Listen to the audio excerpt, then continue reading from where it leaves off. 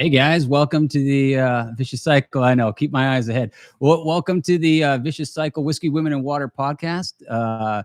Excited. This is our first live stream with a guest and only our second live stream, but excited.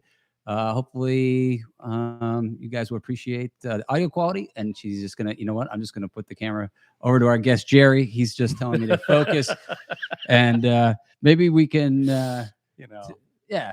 Why don't you introduce yourself, Jerry? Okay, so I'm Jerry Gilgren. Live over on the Hilo side of Hawaii Island, and yeah, I mean, I try to be a fisherman, I guess. I don't know what else you want to know about me. Well, Jerry, maybe you can tell the people, a little bit. First of all, like why you're telling me where to look and everything. Maybe a little bit about your background and what you've been doing with me, and Well, okay. In a nutshell, basically helped him get his equipment set up for live broadcasts. He's got some pretty serious equipment here that you guys can't see on the table, but broadcast equipment. My background is audiovisual. I've done it since I was 16 years old. And he called me over and said, "Hey, Jerry, I might need a little help with my live streaming stuff." And I said, "Okay, well." So I came over and took a look at it, and I went, "Oh shit, okay, you got some live streaming stuff here." So I just held his hand and said, "All right, well, we'll walk through this journey together, and we'll get you up and running." And with a little bit of equipment from my studio and stuff that he had purchased, we put it together, and here it is. It's working. Awesome. Yeah. I think you're being a little modest, though, honestly, as far as what you have done, because really when I called you, I said, "Hey, man, I'm fucked. I've got all this shit, and it's just like a paperweight right now. I don't have my screen, though."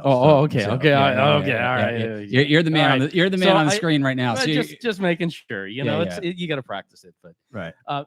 Yeah, I mean, there's a certain protocol you use for broadcast as far as, where to look when they're interviewing you, the cameras and that kind of stuff. So I'm just trying to help him along because he hasn't done live broadcasts before like this. And I want him to be successful.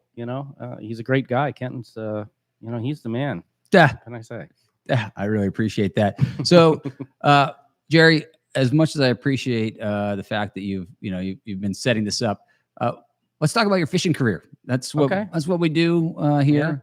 Yeah. And all right. Tell us about your past, man. Tell us. Well, okay. So yeah, I got the bug, of course, like most young boys do when their dad takes them fishing. I do remember my first experience. It was so I'm from Southern California, Long Beach area, and my dad would take me up. I remember the first trip was 4 years old. He took me up to Big Bear Lake in his little 14-foot aluminum boat, and I remember I was just like, I couldn't stand it. I was so excited. So we get up there, and of course, we're fishing, and I caught my first bluegill, man. 4 years old, that was it, and I was hooked ever since. So he'd take fishing. We'd go together out of San Pedro, and we'd go to Horseshoe Kelp, try for calico bass, sheephead.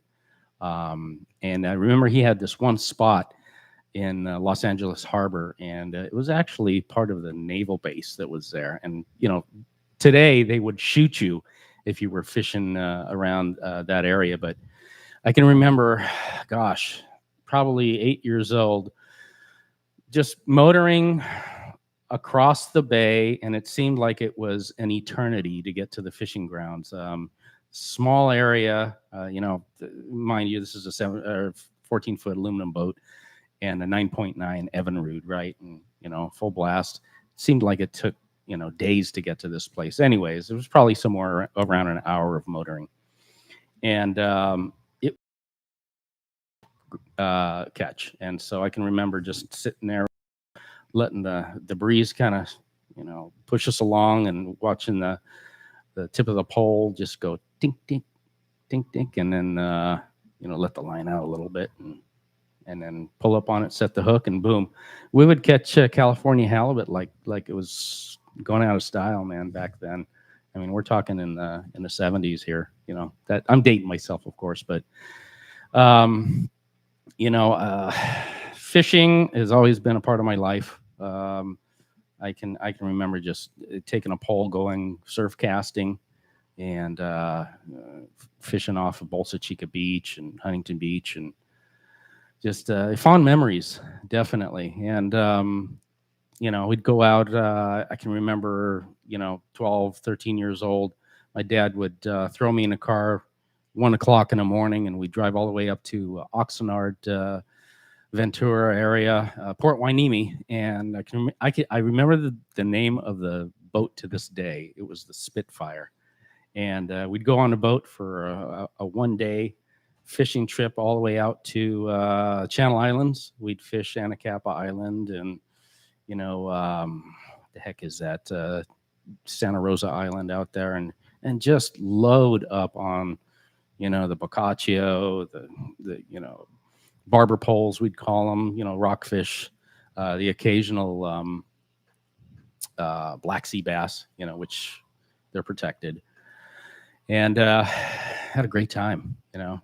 And so throughout the years, I just fished and fished, and recently, I would say probably 2016, I would start doing some charters out of San Francisco Bay and Bodega Bay, and go out for like salmon, halibut, lingcod up north of Bodega, and do combo trips, you know, Dungeness crab season and rockfish, and always seem to catch them. I mean, it was I always seemed to want to make sure that my guests on board were taking home some fish. So yeah, and yeah, so you kind of left that out. You kind of went from recreationally with your father to the fact that you are in fact a professional. You have a captain's license, and you take people on charters, right? okay, yeah. Well. So what made that what made that transition? When did that happen? Where you said like, hey, I want to do this, you know, for a living versus just doing it for fun? Well, so you know, I was just getting sick and tired of the grind, and you know, mind you, I did it part-time, but still, I needed something to take me away, and I love taking people fishing. I love showing them how much fun it could be, and just seeing the joy in their eyes when they're pulling up that, you know, 20-pound, 25-pound lingcod or something. And it was just, it makes me feel good. It makes me, and so, you know, doing that more and more just made me want to do it more and more. And so, yeah, I mean, here, and this happened on a whim. I was just happened to looking at some boats here. I don't know, back in 2018. How did you find yourself? Like, okay, so how did you find yourself fishing in California to you being in my living room studio today? Like, where's the transition on that? Well, so all right, so I'll back up. Back in 2000, I made my first trip with my wife at that time to the Big Island, and I just absolutely fell in love with it. I felt such a connection to the island that I couldn't deny. So ever since then, you know, we got a house, and you know, stayed in the house and did our thing, and went back and forth to California because, you know, that's where we lived for most of the time.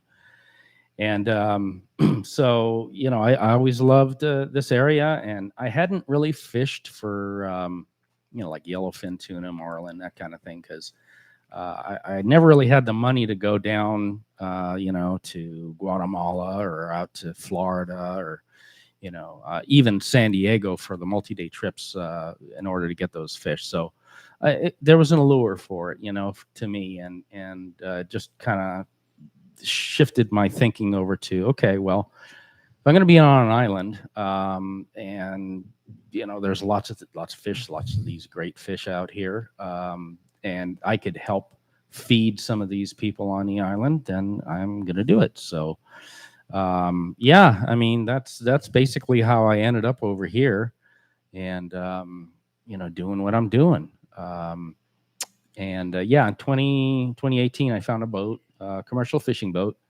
23-foot Radovich. And the irony of it is that when I was 16, I had my first boat. I remember I was working at Carl's Jr. Fast food, and I saved up and I bought this boat. It was an insurance total, and it was a 23-foot Glastron, 1978.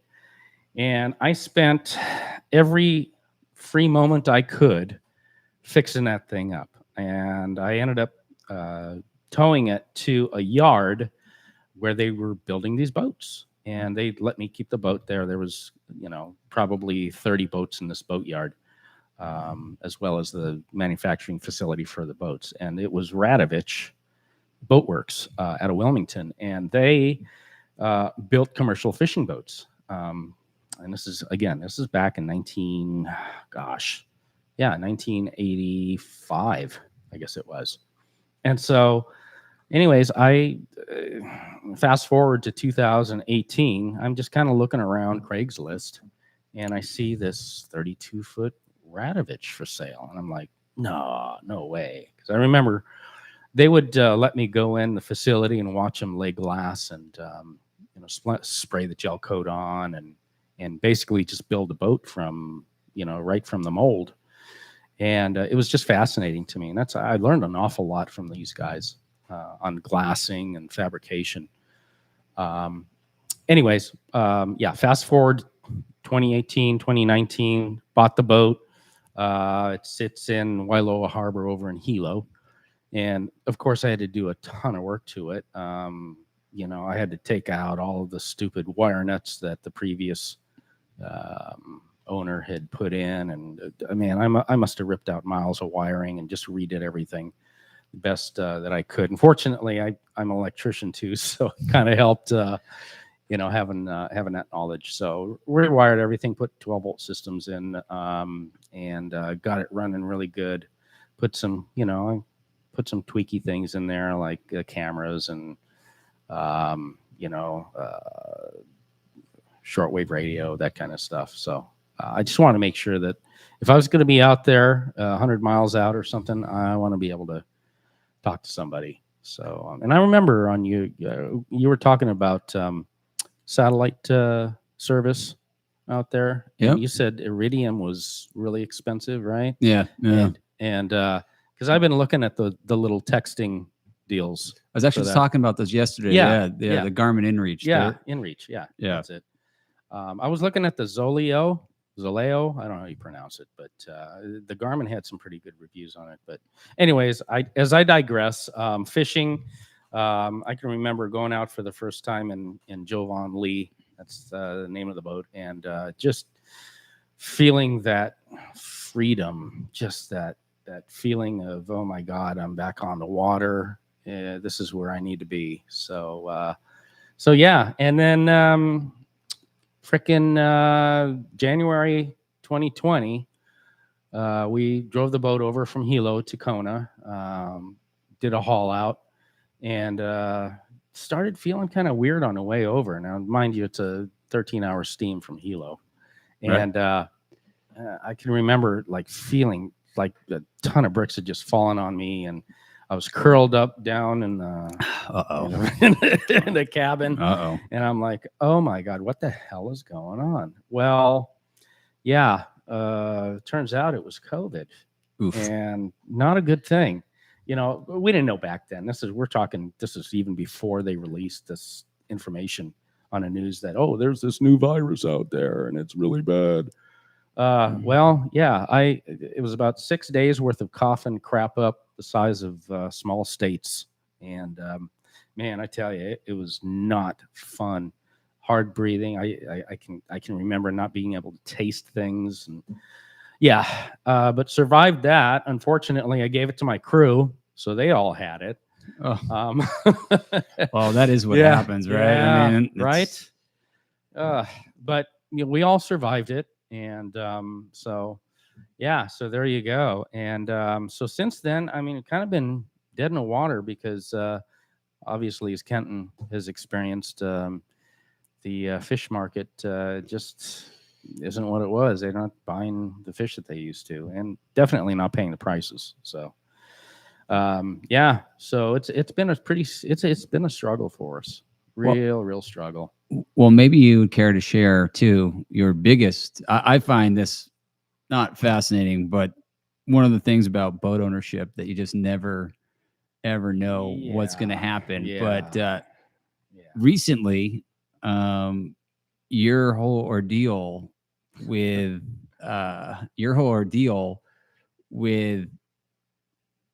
well, I think you're probably better off to tell it, but basically, correct me if I'm wrong, a car hit your boat. Is that right?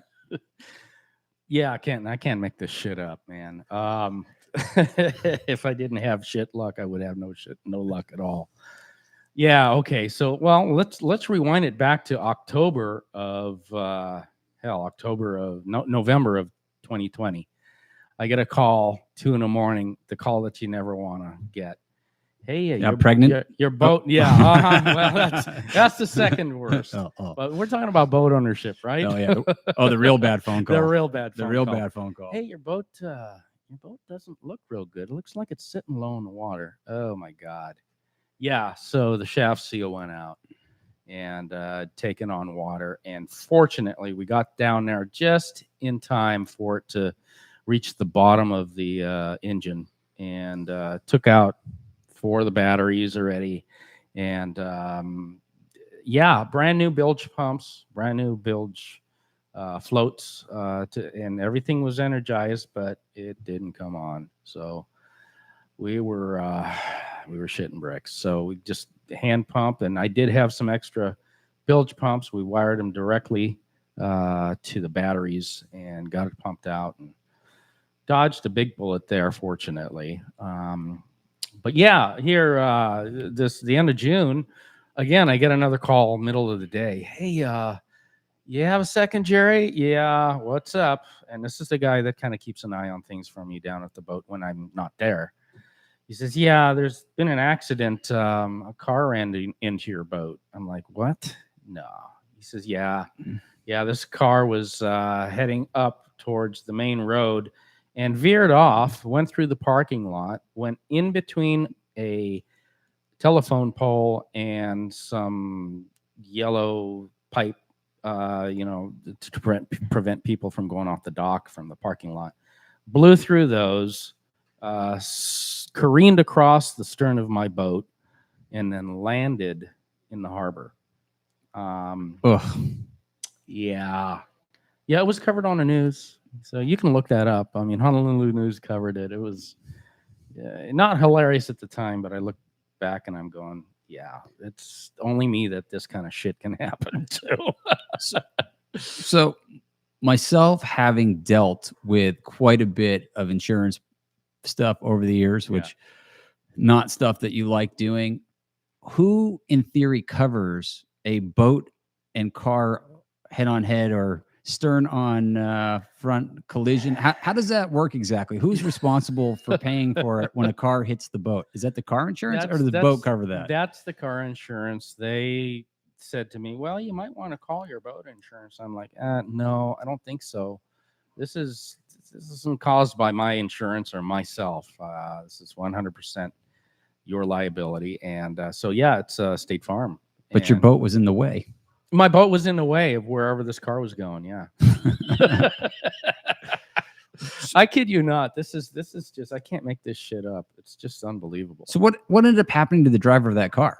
So he landed in the water, and these guys had gotten my my dock ropes, and tied up the car so it wouldn't sink, right? And the guy's unconscious, and so the police came. They jumped on in the harbor. They jumped on the car, busted the window out, pulled this guy out, still unconscious. And long story short, he was DUI. He was driving under the influence and fell asleep. So, So I'm working with State Farm right now to try to get through this. So did that guy actually have insurance? Yeah, it was remarkable. That is remarkable. Yeah. We had an incident where our Xterra, our SUV, was hit and totaled out by someone with no driver's license and no insurance. And I'm like, okay, well, is this going to be a repeat of that? That fortunately wasn't the case. So this guy had insurance, and it looks like it's going to cover it. I don't know how much BS I'm going to have to go through, but I mean, it's taken since June, the end of June till last week, just for the police to get the report submitted and released. So you can see how quickly the police work over here. And well, at least they're working on it. That's more than it happens a lot of times, honestly, right? Yeah, that's true. But the fact of the matter is when I called them to get the report, which was like 4 weeks ago, they said, and what's your name? I said, Jerry Gilgren. I should be on a report. I don't see your name anywhere on a report. I'm like, well, I talked to officer when he called me, gave him all my contact information, and I'm not in a report. And the lady says, nope, I'm sorry. So there was a whole ordeal with me having to contact the officer so that he could review, get my name on there, get my information. I mean, it is just... So you couldn't even actually get your police report that from a car hitting your boat because they didn't initially put your name on it? That's correct. They didn't put my information on it. They took my statement, and I don't know how this stuff happens, but it's just, it's one thing I'm learning about the island is that things just, sometimes they're just not right. They just don't work. Well, broken. One thing I can tell you from over the years in Hawaii is that a lot of it has to do with the rules are never the same. So depending on who is in the office that day is what is going to determine what the rules are for you or who's on duty. Or, I mean, the harbor, I think we've had these conversations before. The state harbor is like, that's an amazing thing. Like literally, every day, or it's every time there's a staff change, there's a new set of rules. So like, you know, like one thing that you weren't allowed to do for years in the harbor, the next day someone else is doing it. And it's in constant flux. And I guess that's one thing that I'm having the hardest thing adjusting to is just, competency. Let's do things the way that they were, supposed to be done. But no, it changes from day to day. And that is the biggest problem. It's just the lack of consistency. I would agree with that. Like, because I definitely don't think that they do.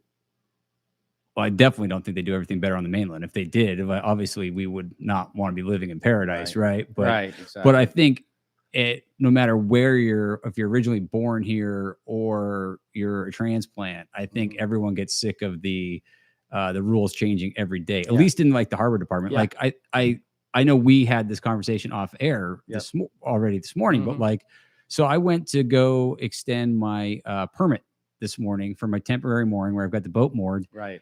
And it didn't even cross my mind with the new mandates that you might have to have a vaccine card, or you either had to have a vaccine card on you or a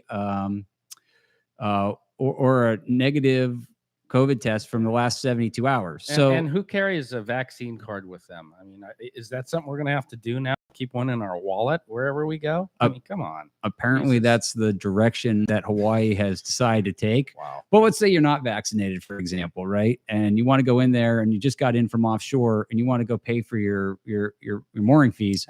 Do you have a 3-day,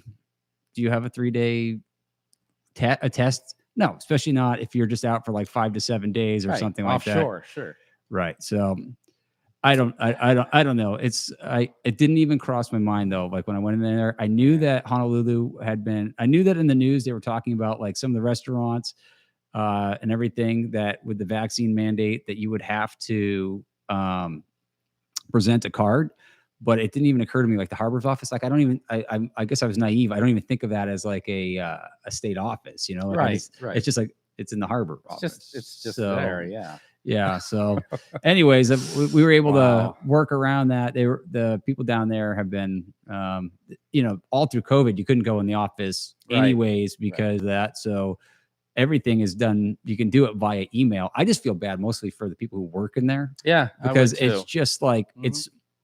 I was talking to one of them. It's like it's 4 times as much work for them to do the same thing for Yeah. the same pay. It's just, Right. it seems like for me, it's just a bigger headache for them, really more than anything. Except for when it comes down to registration, ultimately. Like when Right. it comes to registration, you have to physically go in the office to register. So you're either going to have your vaccine card with Right. you, Right. or you're going to, You got to go take a test and Right. get a negative result. and Oh my 3 days God. before you go in there, which I don't know. I just nothing I ever thought that I would see in the boating department. And you know what's crazy about this whole thing? And it's not really like a subject to talk about because I'm not like a conspiracy therapist, Right, like right. one way or the other. Like I just do my thing. Right. But you know, I posted on my story earlier on Instagram that's connected to Facebook. And all it said was it simply just said, hey, just a heads up, if you are going to the harbor office, Mhm. you have to have either your vaccine or a negative test. I got a notification on Facebook that it didn't meet the community guidelines, and they took that off the story. Oh And my nothing God. about that wasn't true. It's 100% true. You had to Oh, have, Jesus. but they took it off my timeline, and I'm like, well, that wasn't. There was no agenda there. Like I wasn't like anti-vaccine or anything, but just the fact that it was on there. Yeah. I- Wow. Yeah, Wow. crazy times, This- man. I tell you what, it is crazy times, and I don't know. We need fishing. Let's face it. Yeah. You know, you can kind of go and escape the craziness of this world, you know, and just go into your little zone and escape from some of this That- ridiculously and just wow. Well, I mean, that's just it. I was Yeah. thinking to myself, how often, uh,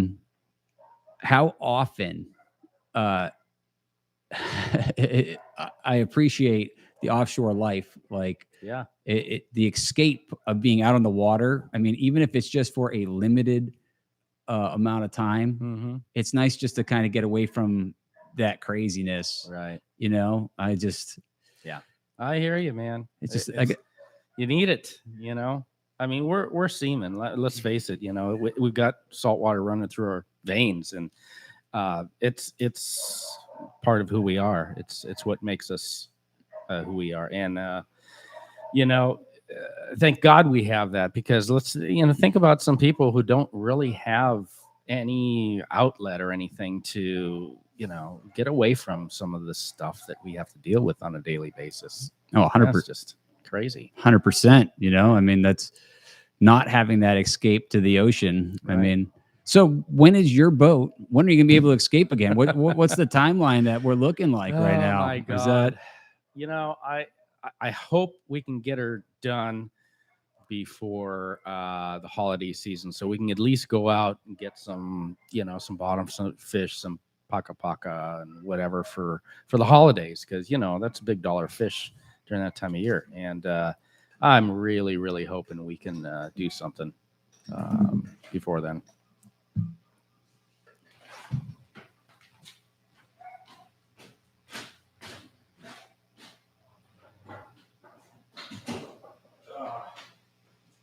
I know, huh? sorry about No, it's fine. It's fine. You can edit that out too, Sorry, Jerry. You can edit that out. Yeah, I can, it's but a- I mean, we're live right No, now. I but, hear you. Yeah, It's I'm just just- gonna. The neighbor's dog got, Ah. the neighbor's dog got a hold of. I'll fire it up or whatever. Yeah, the neighbor's dog got a hold of a chicken again, or Muscovy duck, and they're having a party out there. So Lovely. it's funny. You don't really think of any noise, or like I don't normally think of having any noise in my neighborhood. Yeah. Until you go to record something. Yeah, of and, course. And then you realize there's shit like in the background all the time that you just aren't even. You don't even register. Right. Right. You're Like- just oblivious to it, Yeah. most of the time, and then 100%. all of a sudden, here it is. You're trying to, do something like this, and it's like, oh my God. One of the test runs I did, like the neighbor's like house alarm, which I've never heard, went off when Vero was on it, and Yeah. then it's just like Yeah. Wow. there's some kind of craziness happening at like almost Yeah. every moment. Mhm. Like so, pretty wild. yeah, pretty wild. So, what is the future plan then? Like, Yeah. So do you still have the boat in California?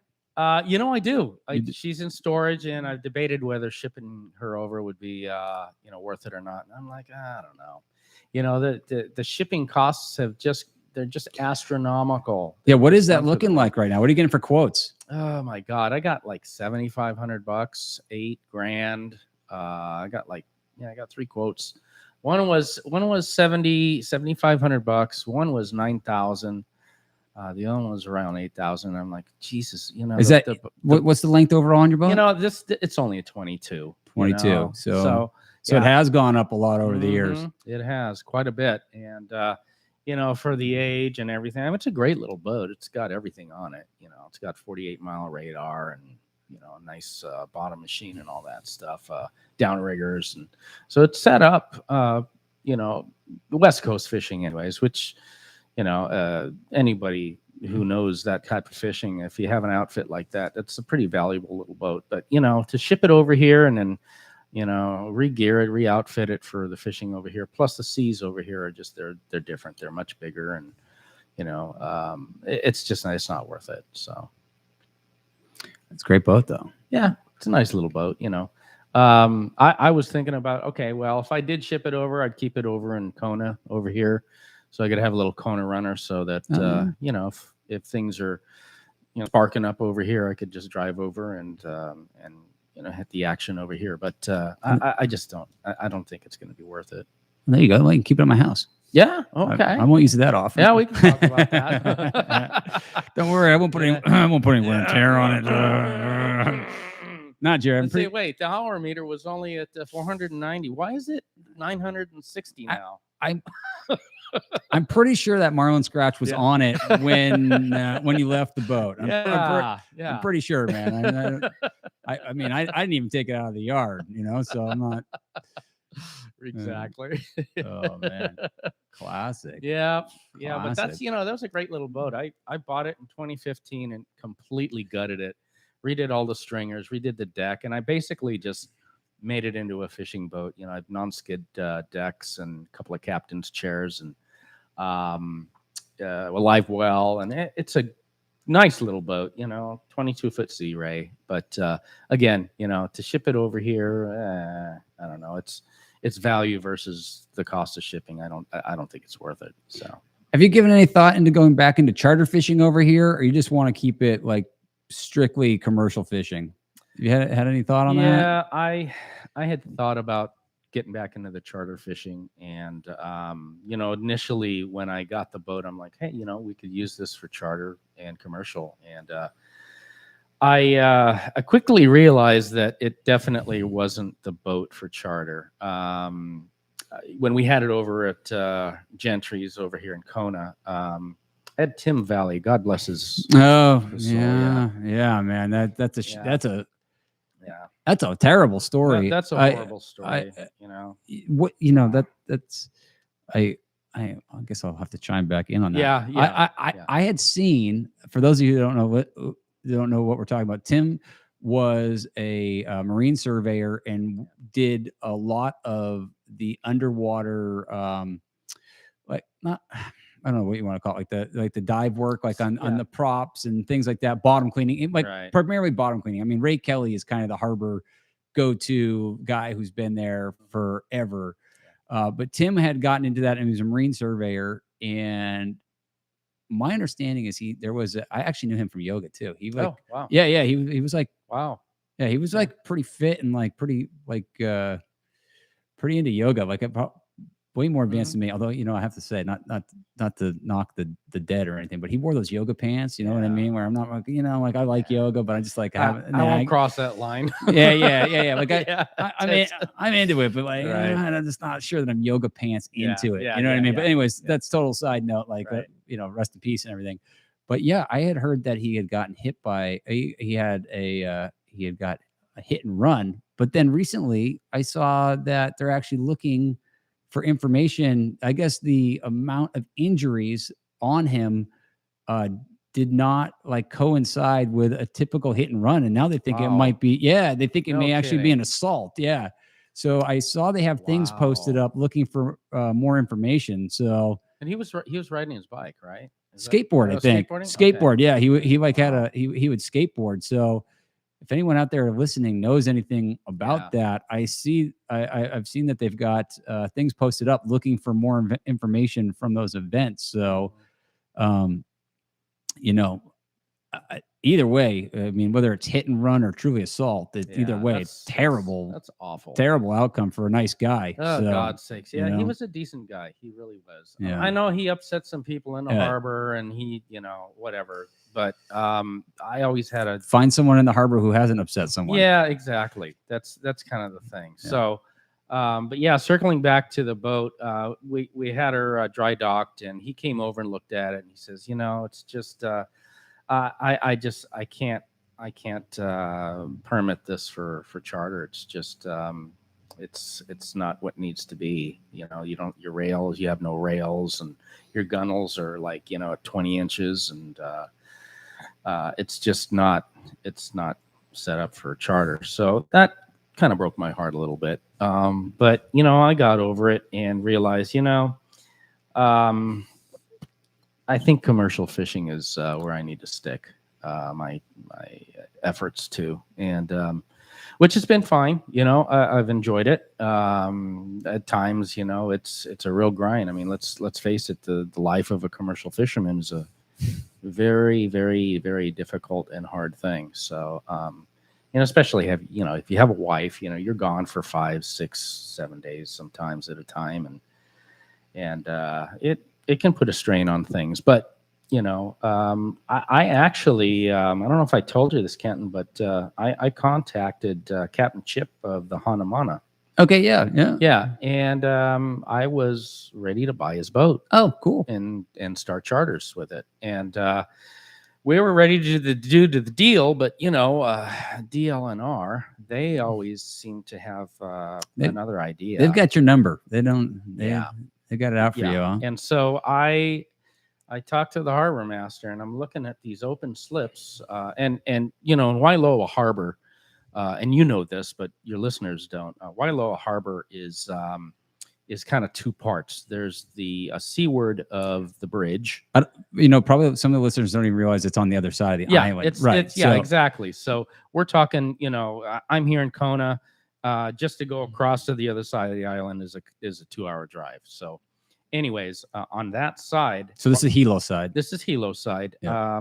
The Wailoa Harbor has 2 sections to it. There's the seaward of the bridge, and there is the river side of the bridge.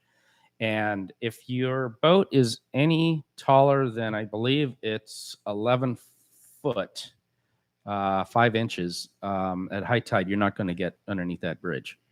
And unfortunately, the Hanamana is, it's got a beautiful fly bridge on it.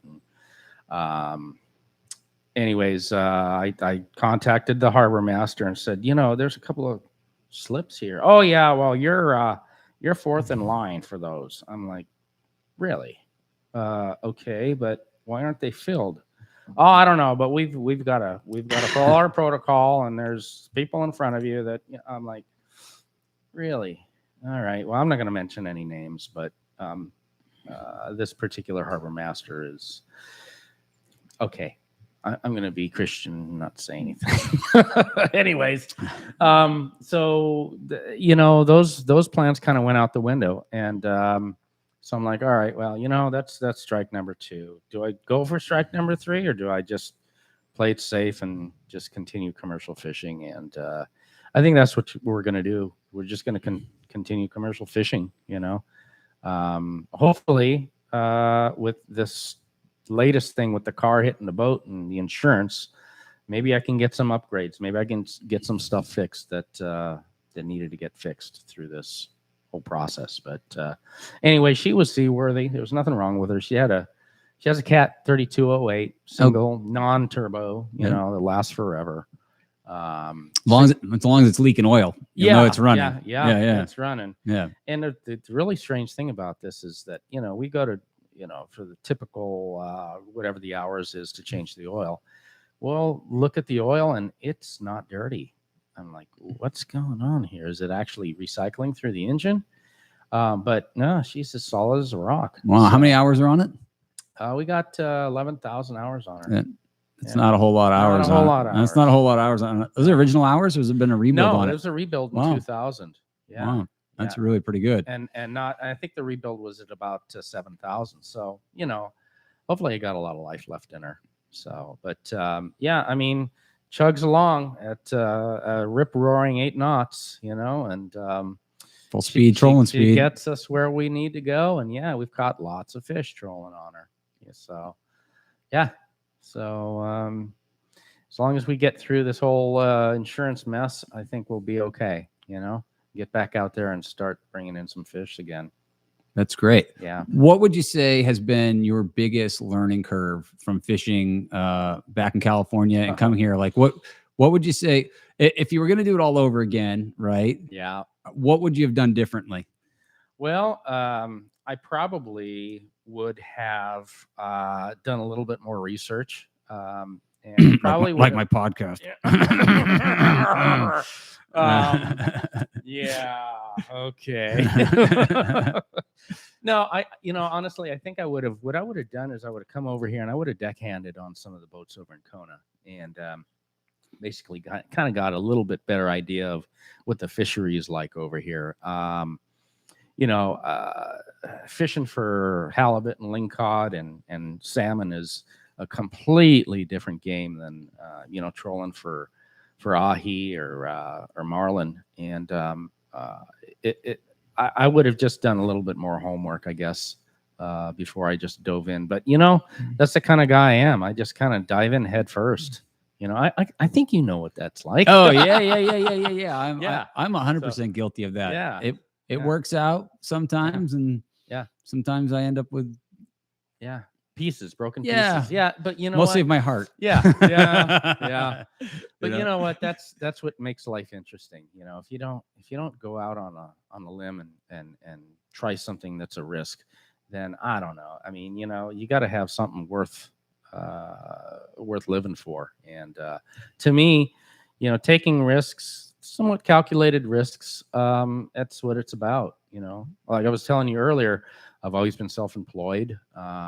Always taken risks on businesses. Yeah, I've had businesses that have failed, but I've also had. I'm also in that club. Yeah. Oh yeah. Yeah. So that's what it's about, and yeah, I'm willing to take the risks if it doesn't work out. So. But yeah, I mean, to do differently, like I said, I probably would have spent a little bit more time in this particular fishery because, there's still a learning curve. I'm still learning. And,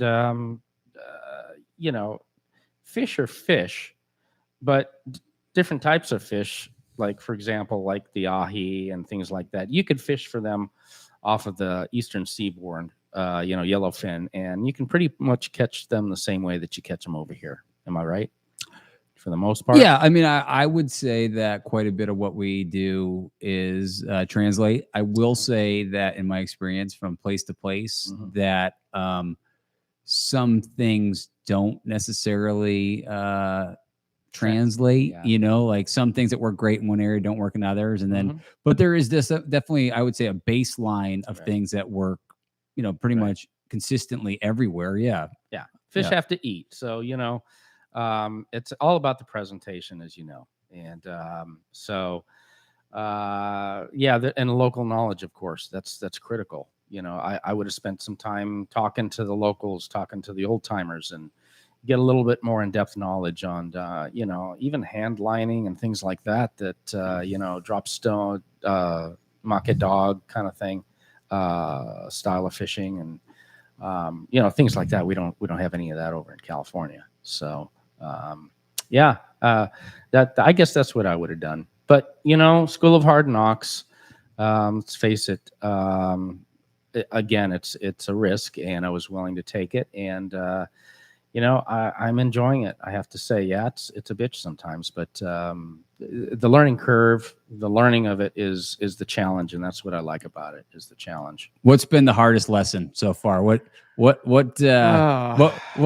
been the biggest slap to the face, or what was the biggest misconception? Let's say before you got in, what was the biggest misconception you had when you got into it? Well, so I mean, everybody hypes the whole marlin fishing and the granders and all of that stuff, and I'm like, okay, well, great, let's go out. There's got to be granders over in Hilo on the Hilo side, right? I'm sure they're there. Yeah, and I said, well, me and my naive self, let's go out there and shoot, maybe we can get a grander and just you got to pay your dues, man. You got to pay your dues. Oh. And so just basically the hardest lesson was thinking that I'm going to go out there and we're going to load the fish with 5,000 pounds of fish and in our first trip out. And it doesn't happen that way. It doesn't work that way, unfortunately.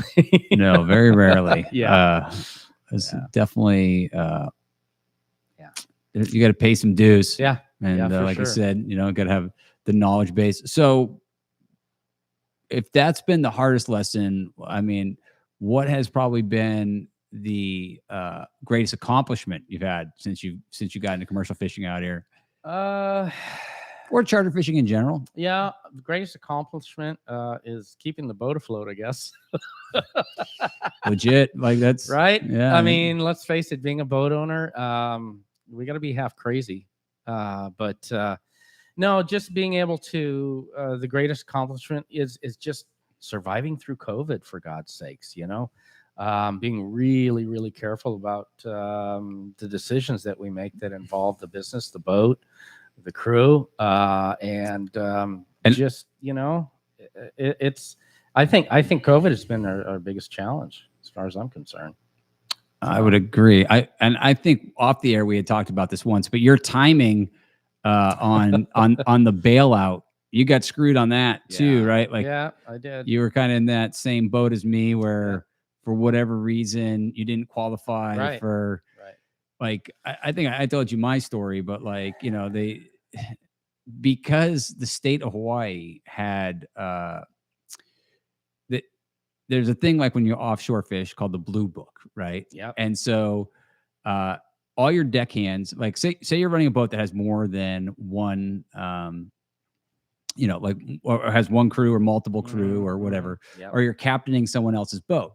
Well, the state of Hawaii asked me to turn off my reporting element so you don't have double reporting, right? Okay. And so that's common. We've done that for years. My three guys that are on the boat right now, their reporting elements are off, and then I just report the catch. So then that way it's not reported over and over again, right? And it keeps it simpler. Multiplied, yeah, exactly. Yeah, but when it came time to talk about, like, when they did the fishery bailout, well, I didn't qualify for anything per se, because all the landings that I had for that time frame, right? So from when I lost my boat, I ran another gentleman's boat until I had my own boat.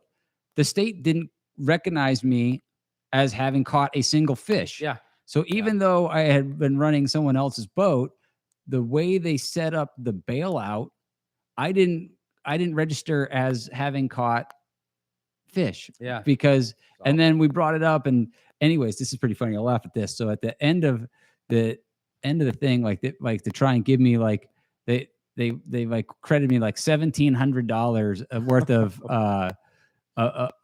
what of catch for a season, like, and they told me, like, you ran someone else's boat. I said, well, shouldn't I, I was a captain for, I've got it in my logbook, X number of trips and everything. Shouldn't I qualify for that? And they're like, no, those don't count because they're, those are someone else's. You're not record and So anyways, got hosed. I know. Yeah, no, it's terrible. I heard of guys getting $100,000 who took the season off, and then then so there was people who didn't work that got almost $100,000 or $100,000, and then there's people who couldn't qualify at all because of some kind of like silly thing that's not your fault at all. It's totally just something that, like, literally, if I had just kept reporting, like, instead of having turned off my reporting element like the state had asked, so I would have been fine. So yeah, exactly. And the same thing happened to me. It was like, oh, well, you don't qualify because you didn't make that enough according to what the criteria are. I'm like, and I battled back and forth on the emails with these people. I'm like, with COVID, we couldn't really sell much, so our numbers sucked. And so now you're going to even, pour salt in a wound and not give me any of these proceeds, which I rightly deserve, because, we've all been grounded, for God's sakes. it's insane. It's just not not something that, I mean, let's face it, fishermen have a hard life. I don't care where you are in the world.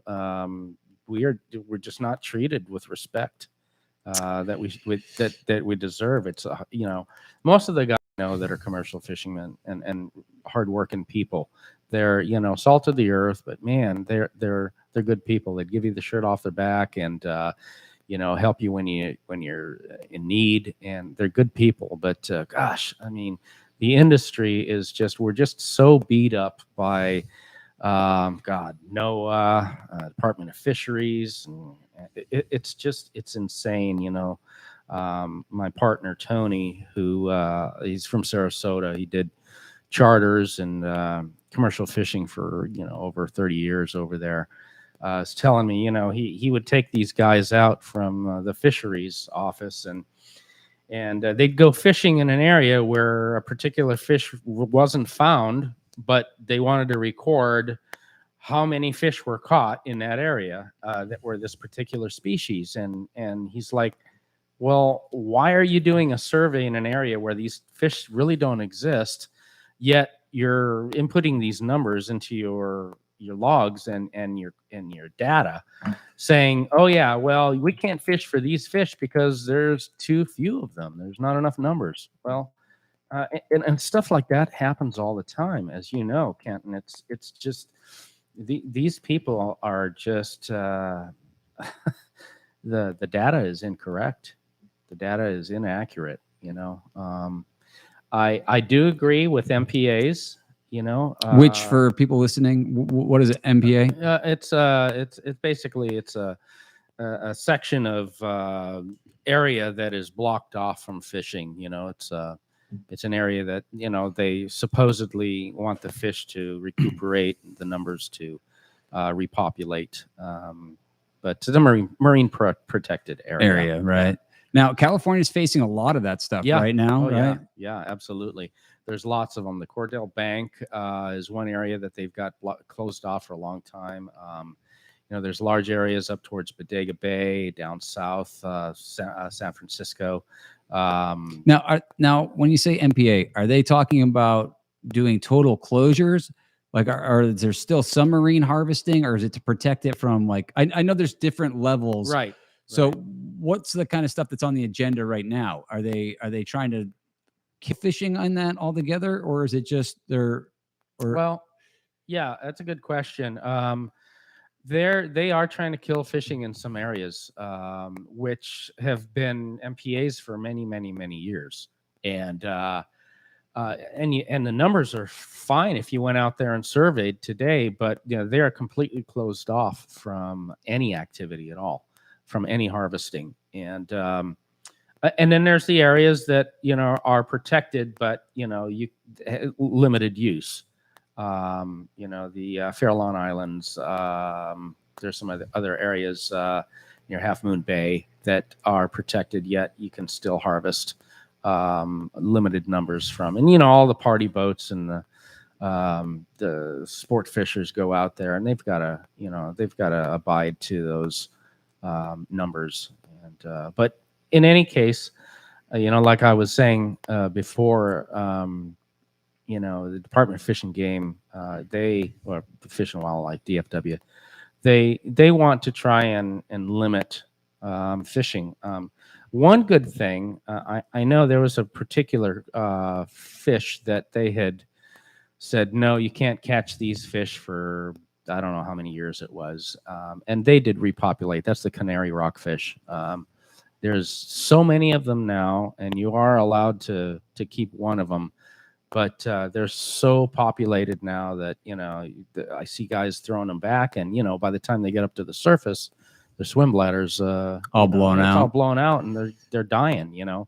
So do you know have they tried? Are they doing any of the air weeding or anything that they're doing on the East Coast? Some guys do that. Yeah, some of them do. But how do you do that when you've got 80 guys on board and they're all pulling up these these canary rockfish? Is there a size limit on it, or is it just a retention? You can only keep one. There's a size limit too on these things, but yeah, it's retention also. I gotcha. So, yeah. Yeah, that's a hard one. Like I can remember that in New England. Like, we have redfish and the Mhm. size limit's Yeah. 9 inches. Right. And, you get all these fish that come up that are completely blown out and they're Right. floating all over the Right. surface. So it's like, on one hand, it's good that you're not keeping undersized fish. But on the other hand, I never saw one swim back Right. ever. Right. I think the idea on that was to keep the draggers off fishing on like smaller Yeah. mesh fishing on getting big bags of them, which is what I think was the idea. Okay. Yeah. But Probably. Yeah. but it didn't translate over into like hook and line fishing at all, because I never saw a single one swim down. No. Not once. No. And I think they're trying to. I don't know. For the sport fishery, the weekend warrior guys that are out there catching these things, maybe there's some that do. Try to re-enter them down again so they can survive. But most of the time they just unhook them and throw them off the side of the boat and watch them float. And then the seagulls come and pick at them. So it's sad. That is sad. Well, what would be a better solution in your mind in that one? I don't know. I really don't know if there is a better solution. Keeping them, eating them. Total retention. Yeah, total retention. Yeah. See, there's always two thoughts on that one too, because I knew of some fishery ideas where, like with net fishing, one proposal they had was just like back in New England that never went through. One idea was, okay, just total retention. You have an observer. You have to keep everything. You catch what you catch. You go in. I kind of always actually liked that one. Yeah. Honestly, because then whatever you got was utilized, and then that was like, sure, you got your tonnage, and that was the end of the day. Right. The downside to high grading a lot of times is that the cost at bycatch is so great. There's just so much waste. Oh God, it's terrible. It really is. It's like you said, God, the bycatch is just, it is extremely wasteful. I wish there was something that, we could figure out what to do with the bycatch. It's just, I don't make dog food out of it or something. Who knows? Whatever. Right. I mean, So. I think the thought process from a lot of those fishery agencies is that if it would cause abuse, which the unfortunate part is that it's going to waste. So it's like, it's one of those damned if you do, damned if you don't. Yeah, I getcha. Yeah. You were commenting about how, we're so beat up by those fisheries. And I often say that in a lot of places, fisherman is considered a 4-letter word. Why, in your opinion, do you think fishermen get such a bad rap or have to endure so much BS from these groups? What's your thought process on that? Well, it's because, the fishermen know their fishery. Let's face it. They're out there day in and day out. They're fishing. They know the numbers. They know what's what's being caught. Most fishermen that I know are responsible, and they fish it, then they let the area rest, and then rejuvenates itself. And I think the approach that these agencies are taking is that these guys come in there, they rape everything, they clean it out, and then they take it to market, which is not the case, because as fishermen, we want to be able to get out there and catch some more fish, and the only way to do that is to fish responsibly and to think about what our future is going to be. And it's unfortunate. You look at the number of fishermen that are here today, even from 5-10 years ago, and we're a dying breed, and it's because we get such a bad rap, and because it's such a difficult business to stay in, it's just to stay make a living at, because we're so heavily regulated. It's tough, especially on the mainland, west coast, all the way up the Pacific coast, and of course Gulf and off of the eastern seaboard too. Everything is very heavily regulated, and so I don't know. It's one of those areas that's it could take hours and hours to discuss it, because it's just it's a tough one. I know that people that used to fish for a living and make good money at it can no longer do that, and they had to find other things to do. on become a construction worker or something. So, and it's sad because, the fishermen have a history dating all the way back to God, at least in our country, back to the 1700s, and how they provided for the public. So, well, I mean, if you really want to get into it, the history of fishing in North America to Europe and goes way back. If you want to start talking about salt cod days and like really how far back, bacalao, all that stuff. Yeah. I mean, it goes exactly, you know. So, yeah. So, anyways, it's a tough thing, and I don't know. Maybe I'm foolish wanting to go, move forward as a commercial fisherman, but bottom line is we're providing sustenance for people. We're feeding people, where people wouldn't otherwise be able to do it for themselves. To go out and catch a load of fish and bring it back and know that you're feeding families, that makes me feel good. It should. About you. So, yeah, no, I mean, I don't think it's foolish. I know that it's not the most straightforward path. I mean, I know that for sure, that there are easier courses, but I find that it's a fulfilling job. I find it very rewarding. And there's a huge disconnect, right?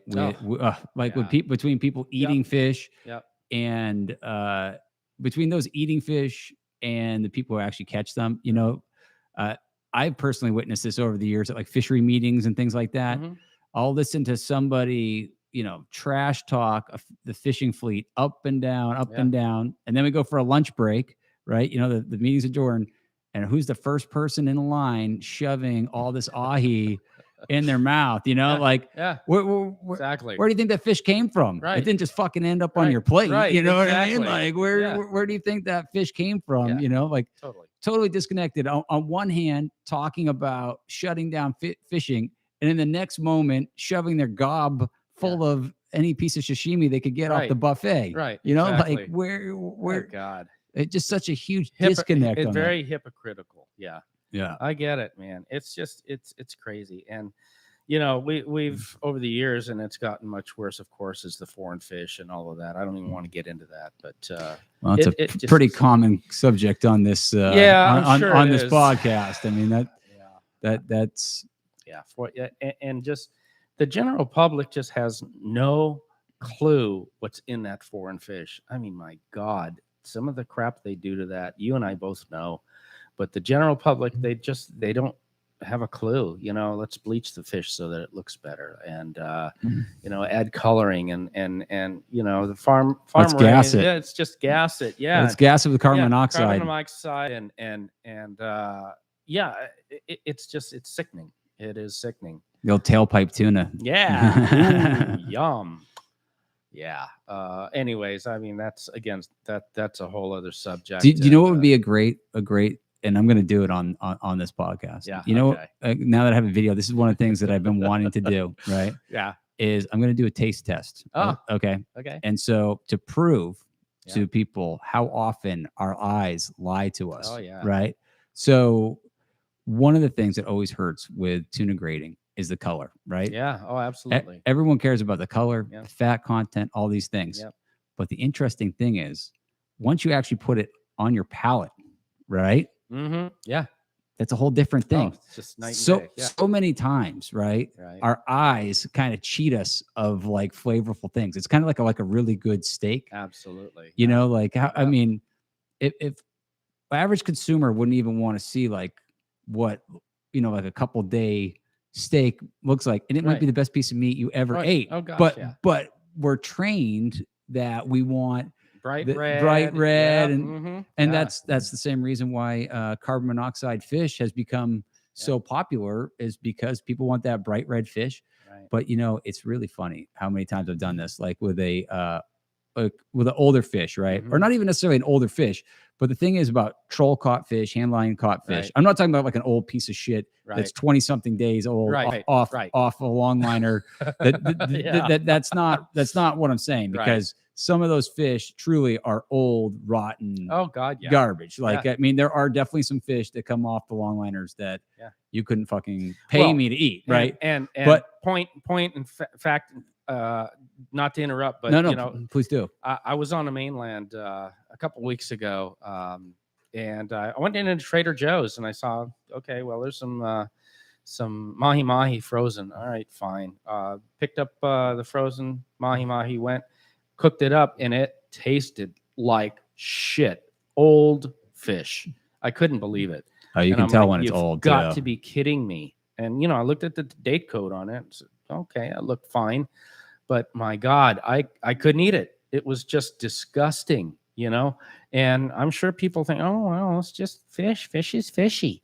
The hell, it's fishy. If it's fresh, it tastes fantastic, you know. But I'm sorry. No, not to no, interrupt, but yeah, you're 100% right. Like Yeah. fishy, fresh fish isn't fishy per se. yeah. You know what I mean? Right. Like fresh fish is like delicious and Delicious, yeah. clean. Right. Like I always say, like good clean fish, especially odor, right? Like that's a Right. huge Oh, misconception. gosh, yeah.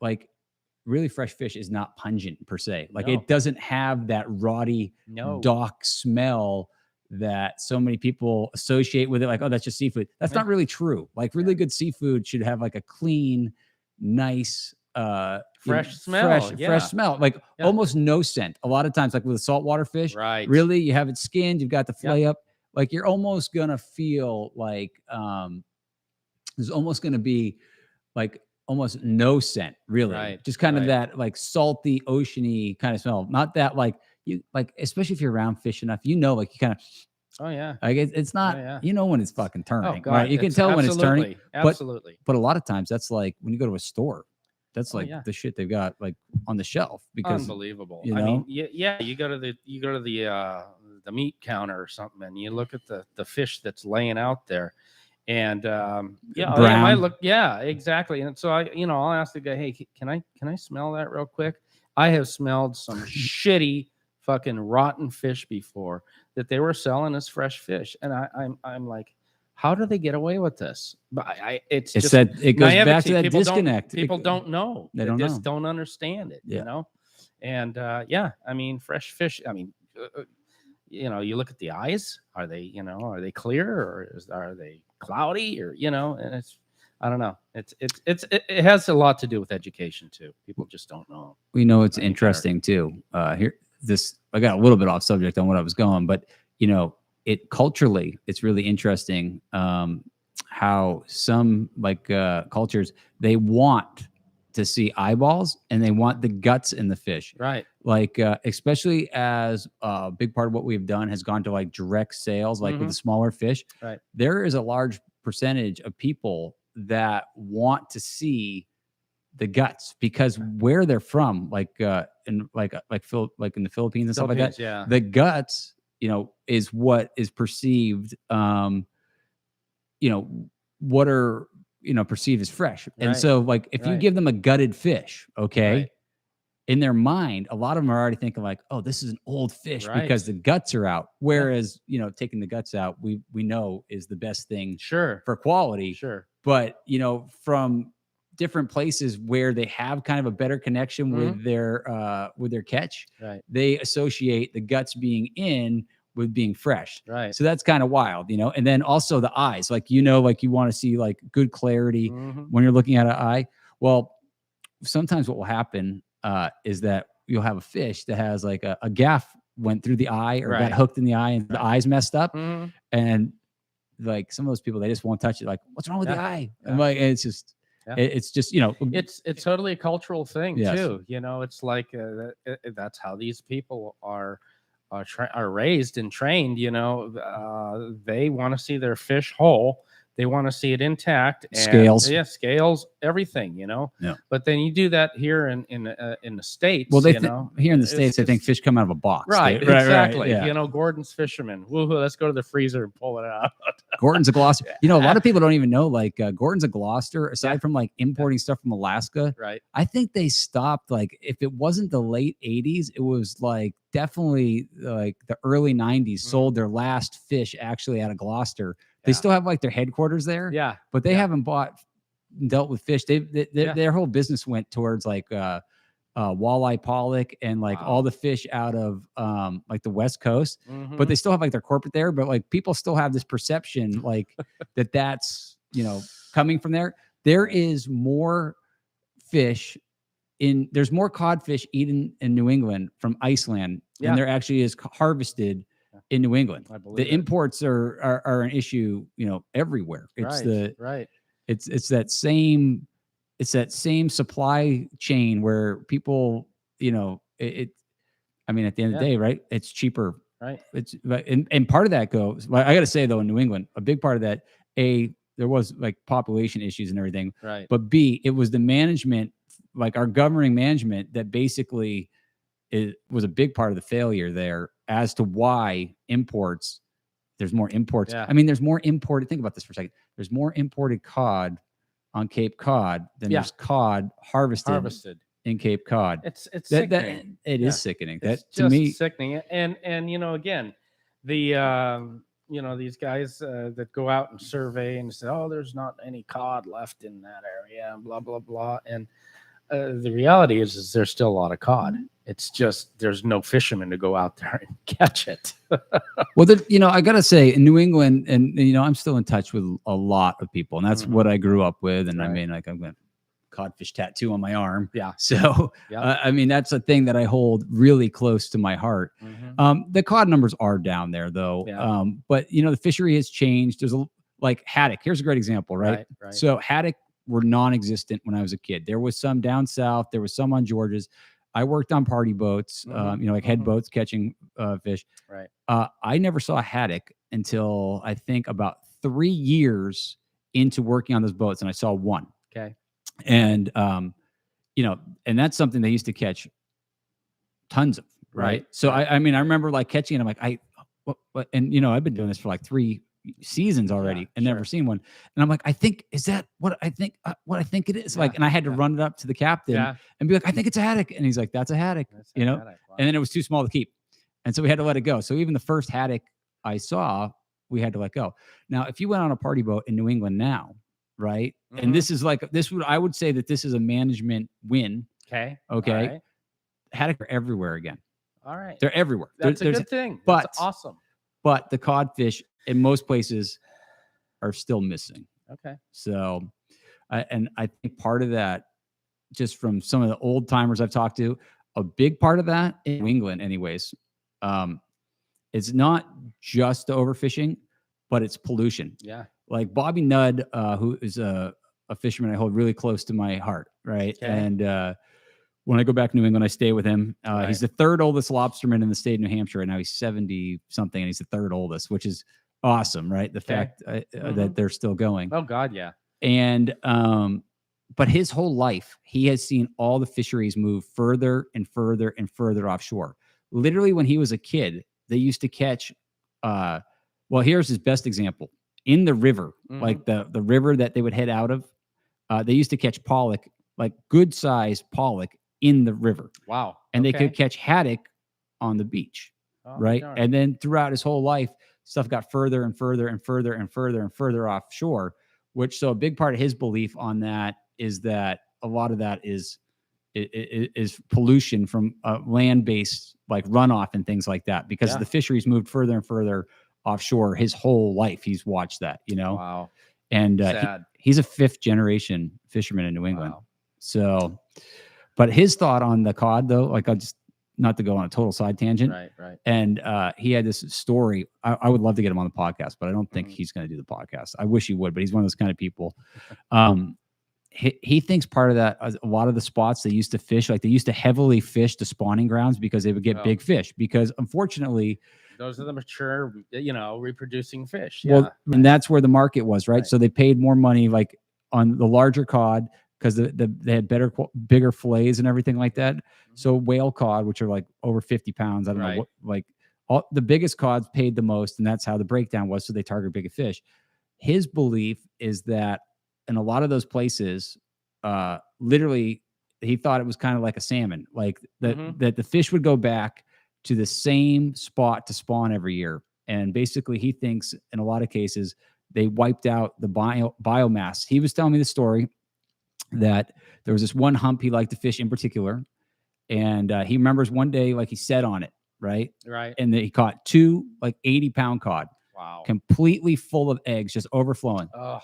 And those and those were the last two fish he ever caught off it. He tried it again for years, and the fish never came back. And literally, he like Wow. his belief is that like that hump, like basically he thinks he thinks he destroyed the stock to that one, with not initially realizing what he was doing. You know, so Right. Wow. So what is the age cod has to be in order to start reproducing? ooh man, you know what? That's a question that I would have known in a second. Yeah. When I was younger, Right. I don't know the age of a reproductive cod. Well, and you know, I'd be lying if I said I did, but I well, most, as you know, most fish, you know, they have to. Well, for example, the mahi, there's fastest growing fish, right? Right. They can reproduce very quickly, but you take some of these bottom fish, the groupers and whatnot, and, you know, they've got to be 50, 60 years old in order to reproduce in some cases. which is Maybe. incredibly Yeah, old. it's very, very old, but you know, they live several hundred years old, you know, but anyways, my question was, so if these cod are being caught and they haven't had a chance to reproduce, or they're at the reproduction stage and they're being caught, then, you know, there's nothing to, you know, keep them going. It's sad. I would say the thing in New England these days is that there aren't even any fishermen really. There's hardly any fishermen left Yeah. in New England. Like a lot of the damage has been done, and then like I said, there was some mismanagement stuff in my opinion. There's hardly any fishermen left. I mean, Yeah. I would say that the guys that are left doing it are really the guys that are the ones that are who are doing it right and were able to survive. But Right. I do think the way the government sets stuff up, they and it's kind of like what's happening out here with the longline fleet. Mm-hmm. The way they made permits and things happen, they pushed a lot of small guys out of business and Right. kind of consolidated into bigger boats, which I don't totally agree with.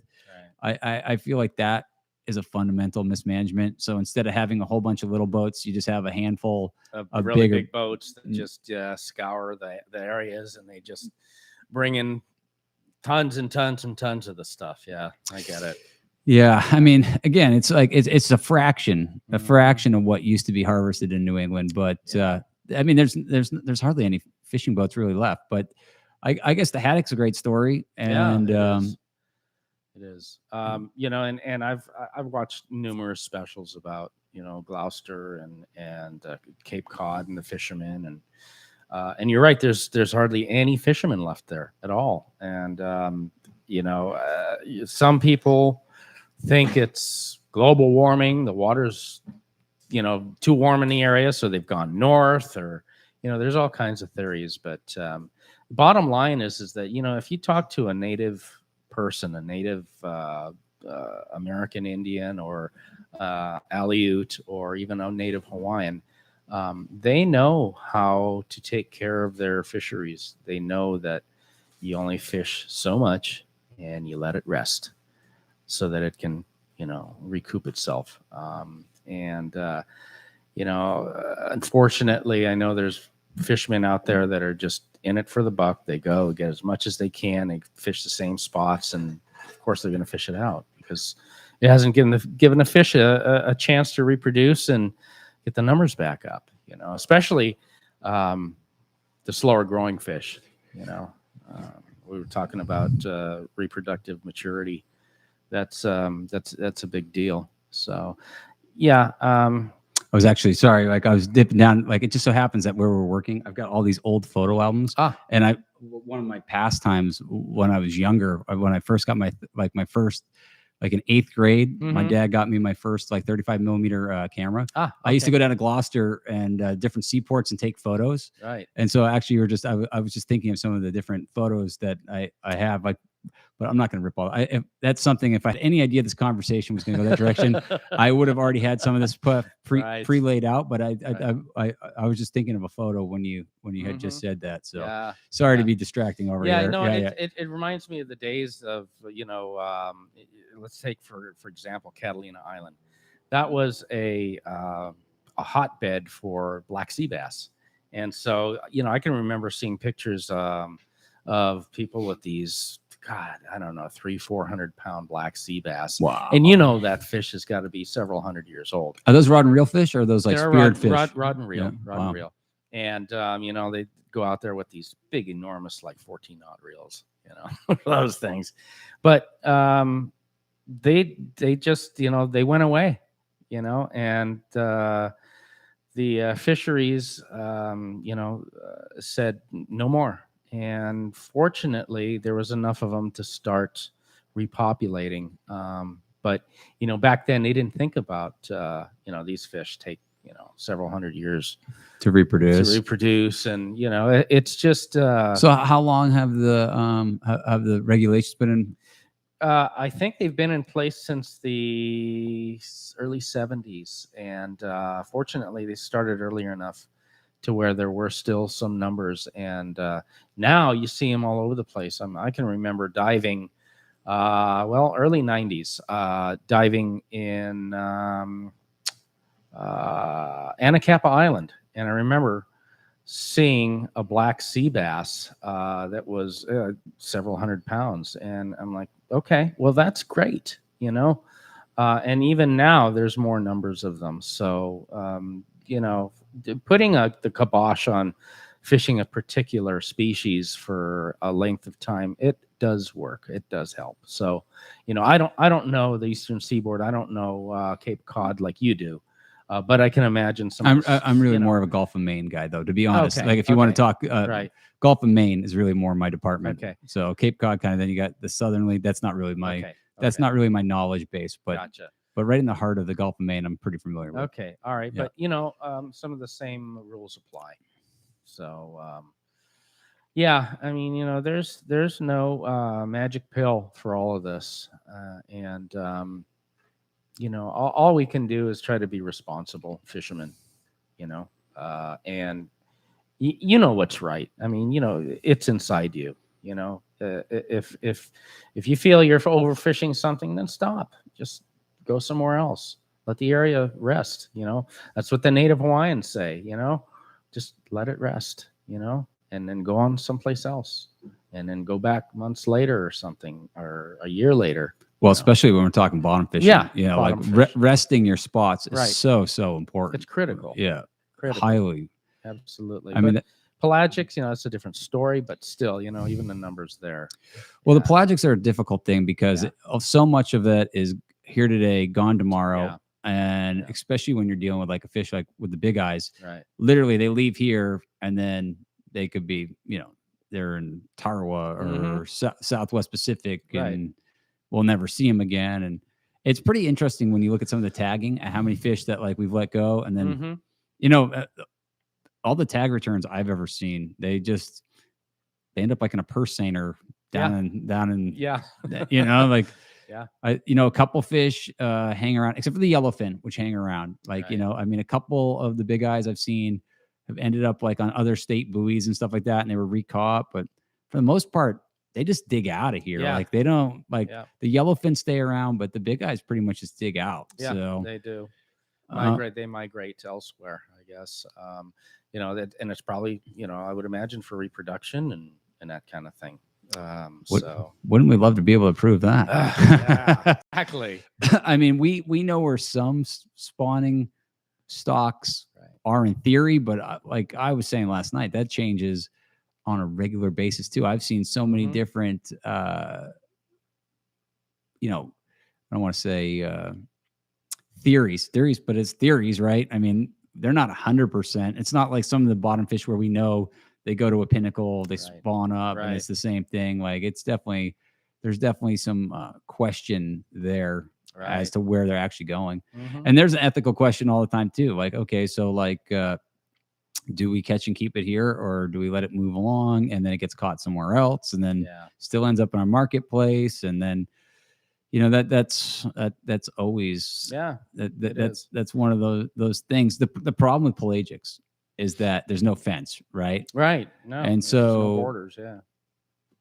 If you wanted something to work universally, you really need to have the same rules in effect everywhere else. everywhere. Yeah. But like what happens in the United States all the time is that we have rules, and then outside that, it's a free for all, right? So that's not just us with our pelagics on the west on over here either. That's the East Coast too. They deal with that with the bluefin tuna. Like they got you got the most highly regulated bluefin tuna fishery in the world on the East Coast, and then across the pond, and some not everywhere, but like in some places it's still wide open. And then they've got Portugal and areas like that, and Spain. Those guys aren't real famous for being great about that kind of stuff. And then you also there's a fleet. You have you got factory ships that literally catch them in the middle of the ocean. They've been targeted, like a lot of people don't even know, like Mitsubishi Corporation. Like they're heavily vested. They put a lot of technology into like super freeze, which is like taking a fish down to like below -50. They have fleets that literally, they have boats that will go over there and they'll fish like a couple seasons in a row before they return home. And the fish are, they're held down. And so in theory with super freeze, the fish is basically, when it's defrosted properly, the same as it was when they took it down super freeze, which is like an extreme blast freezing. And so those boats will stay on location. They may come in for supplies and stuff somewhere on the eastern seaboard, but they basically load up until they go back over to Japan.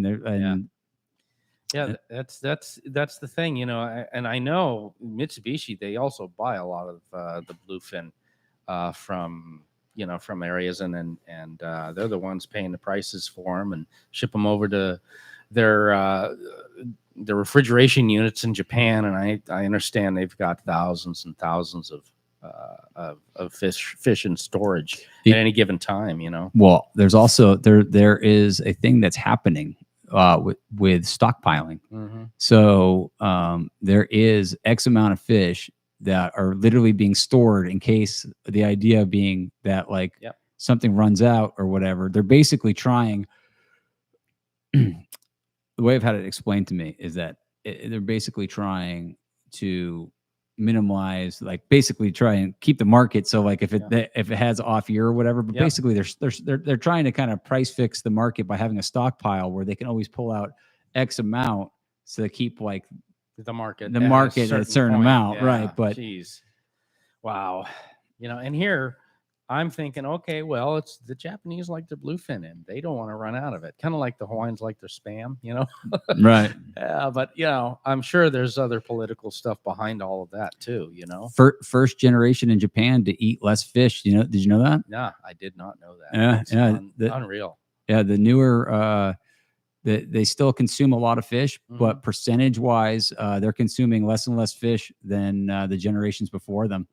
So yeah, it's like particular. Yeah, I mean, they don't get me wrong; they're still consuming a lot of fish, but the per capita, or like percentage wise, they're consuming less fish than like the generations before them. So that's one of the reasons actually, like, markets have expanded into other places, like, so, but where they're letting down, like China and other places that are experiencing a new middle class that never had it.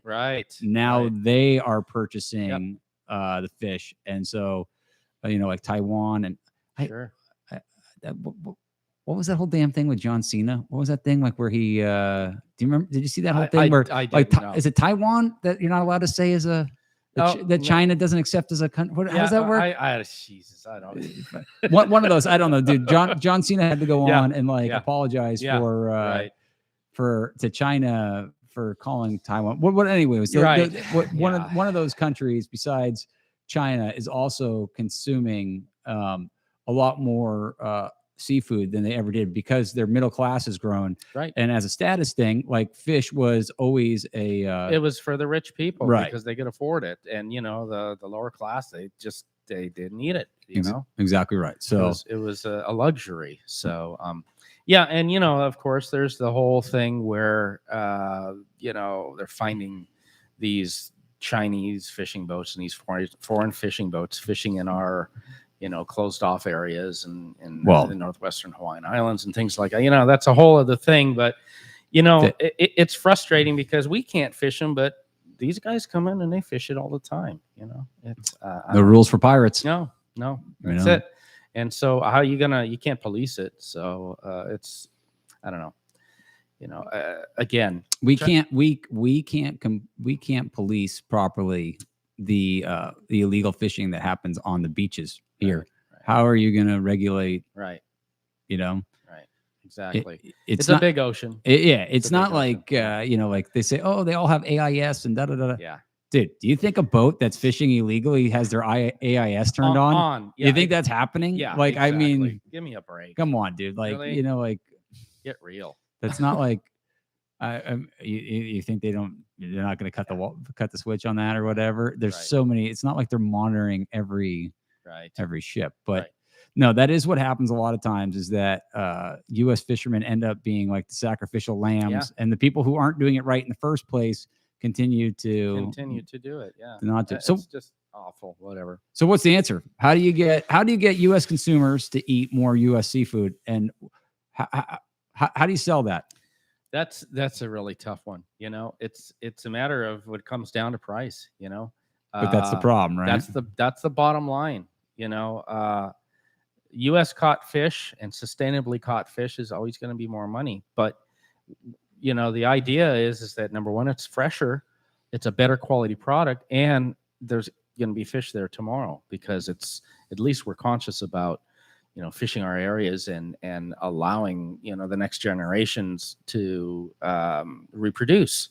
But you've got people that they go into Costco and fish from Indonesia, fish from the Philippines, and it's $8.99 a pound, and you go into a fish market and fresh caught fish is $17.99 a pound, and it's a tough sell. But I think that the people that know what should fish cost a pound? Well, what do you think? Yeah, it should be affordable for people in some way or another.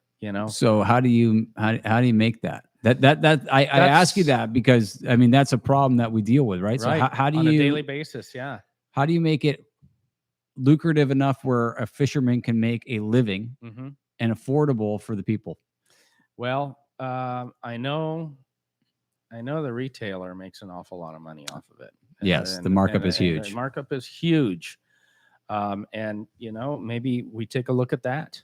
The middleman, the fishmongers, the fish buyers, they usually make what's an average percentage that those guys make, the truth is, like, having gone down that road myself, the percentage that most fish buyers make is not as extreme as people think it is. Like because like a lot of times what happens is that let's say, for example, okay, so you figure with waste, like in Hawaii, we buy they buy the fish whole, right? Okay, at the best case, they're probably getting 62% is what yield, and that's like best case scenario. That's absolute best, yeah. And that's not. And smaller fish, so the smaller the fish they are, the smaller the yield. Right. It will get down to like 50%. Also, side note, like if you're talking about OPA, which is a huge loss, they have like a 33 to 35% yield, and that's it. So they lose their ass on loss on that fish, for example, right? So there's very little usable meat on like say an OPA. But one thing people don't think about all the time with this, they've got cutters. You've got processing. You've got insurance. You have ungodly overhead. The electric bill is crazy. Imagine keeping all those freezers, all those chillers, all those cooling units going. 24/7. 24/7. I mean, I knew a company without mentioning any names, and this was going back 15 years ago already, and their electricity bill was $10,000 a month, right? Yeah. So the overhead there's a lot of overhead there, and that people don't even think of too. Then you've got salespeople, right? You've got someone to manage it. You've got trucks for shipping and delivering, and so there's a lot more overhead than people think. I don't want to speak for everybody, but I do know that some companies' business model is based on just actually clearing 50 cents a pound when everything's said and done. Like after after expenses and everything, 50 cents to like $1 a pound. So, and then they do it on volume. So, you know, like if not that there aren't times where the margin isn't more favorable for them, because there definitely are, because the thing is, fish buyers have to make money in order for fish to buy fishermen's fish, right? Like they can't, unless they're getting a full, like unless they're getting a prime price all the time, they can't buy from you all the time at a full retail price, right? So, I think 50 cents. So I don't know what that actually comes out to, like percentage wise, because the price goes, because they look at it more like that. I'm sure there's some companies that have different business models, but you figure like, okay, so like, let's just say like let's say like for profit. And this is just to kind of break this down for like some people that, okay, say they buy an ahi, okay? Right. Like say they buy 100-pounder for $5 a pound. Okay. Okay. In reality, all right, they're $10 a pound into that loin, maybe a little bit less, but it's not like every of the 50 to 60% of loin they got. It's not like all of that is sushi grade fish. Oh, of course like not. You've only got X amount of portions that they get that higher price for. And then, you know, you've got basically scrap. You make, maybe there's some poke stuff. And like, so, okay. So let's say now they're $10 a pound into that fish. Okay. And we haven't even paid one bill yet. Yeah. We haven't paid we haven't paid anyone that works for us. We haven't paid an electric bill, nothing. Okay. And then let's say you've got a store.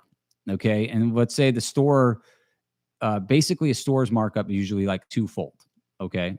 And so let's say now, you know, they're $10 in that fish, or what, they're $10 in that fish. Now they have to sell it, they have to sell it at a price where the store will actually buy it. Yeah, and, sure. and stores have pretty tough markups, right? Like, so, you know, if like, let's say for example, probably, I saw some people really complaining the other day that ahi was $28 a pound on this social media trend, right? So most likely they paid like $14 a pound for that fish from the wholesaler, right? Right. But so that only gives you, let's say, a $4 markup. Okay, let's say they're even, and it might not, you know, let's say they're $4 a pound into it. That $4 becomes before all those other expenses. That's not really, it's not like they're getting $30 a pound. They're not really getting that much money, because there's times like that, even at that time, if there's not that much play.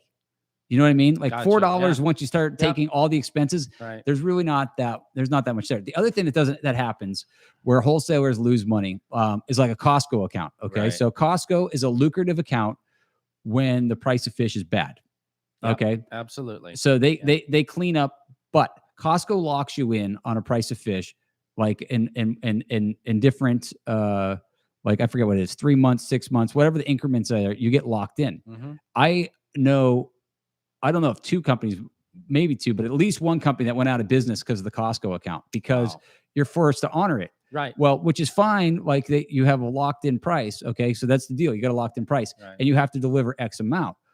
But if the market goes skyrocketing, like, which is what happened to this one company, I'm not going to say the names because unfortunately they went out of business because of it. Right. Like they lost their ass on it. Wow. And in order to keep up with that account, you know, they had to keep fulfilling it, thinking that it was going to turn around, and the prices stayed really high for a long time. They ended up going out of business out of it. So, it's not all gravy per se. You know, it's not all free money, like some people think it is. It just isn't. You know, there's a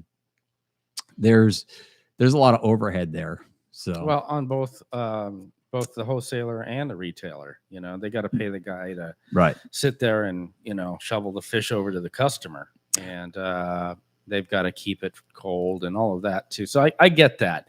It's it's unfortunate that it costs so much that, you know, there's becoming more of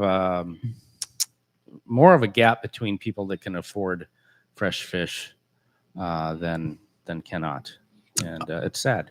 I agree. You know, another thing I want to mention before I get too far away from that, wholesalers have to sit for a long time. Like some place like a chain like KTA and places like that, Costco, they pay on 90 net day terms. Oh, ouch. So yeah, so that's another Dang. thing to think about. Their ass is hanging out there for Holy a while cow. before they actually get paid. You know, like a typical like supermarket pays in like 90 to 120 day net terms. So that's a long time between payments, you know. So 4 months, yeah, that's a long time. And you're paying out the $10,000 electric bill, and you're paying your employees, and you know all of the expenses that they have, and you know the space rent that they've got on their processing facility. I get it. Yeah, there's a lot of overhead, and you need a big float to be able to compete with those people.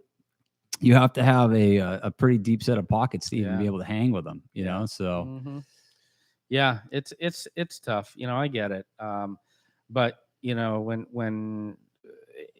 when you have, you know, guys like you or me that are just little fishermen that go out and we try to sustain our family by selling our fish, you know, when it's, you know, $1.50, $2 a pound at the market, and you know your fuel bill is thousands of dollars to go out to cross seamount, you know, it's a hard pill to swallow, you know.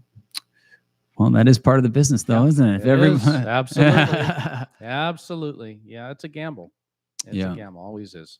So yeah, it's, you know, it's one of those things like with commercial fishing, there's just a lot of ebb and flows, and it's just, you have to be able to ride the wave long enough to get on the other side. Right. And it's about averages too. You know, you might get $1.50 a pound this week, but you know, in a month you might get $6 or $7 a pound or more, you know, it just depends. And so you just got to average all that stuff out. Oh, so, without a doubt. Yeah. Without a doubt, my friend. Yep. It's a law of averages. So it is. Let me I know I've got you here. It's already been like over an hour, and I've got some questions that I like to ask all my guests, and we can always have you back on here, especially because I know we're going to need your help going forward as I try to take this more and more technically advanced. Like honestly, like right now I've got like the picture-in-picture thing, which you can't see, but for whatever fucking reason, my I don't have the fish in the background anymore. It's just a green screen. So I don't know what the hell I did this time. I was trying to switch it back and forth, and so it's like you hit the wrong button. Yeah, I cut it out somehow, and like someone commented on it, and I'll get it sorted out eventually. Oh, yeah. We'll figure it out. It's like a learning curve. It's the learning curve. That's all it is. You know, you just be patient with Kenton. He's a good guy. He's got a lot of new equipment that's kind of been out of his scope of knowledge, and we'll get it dialed in. He'll pick it up quickly. He's a smart guy. So. Well, I don't know about all that, but I'll try. Yeah. That's kind of a big bill, but what's the most beautiful thing you've ever seen out at sea? Oh my God. You know, you see things like a mother humpback and her baby, and it's just something that is just, it's godlike, because you just look at that and you go, you know, you're out here in this beautiful sea, and you see something like that, and it's just, I don't know, it really grounds you. It makes you think there's still some good things on this earth, you know.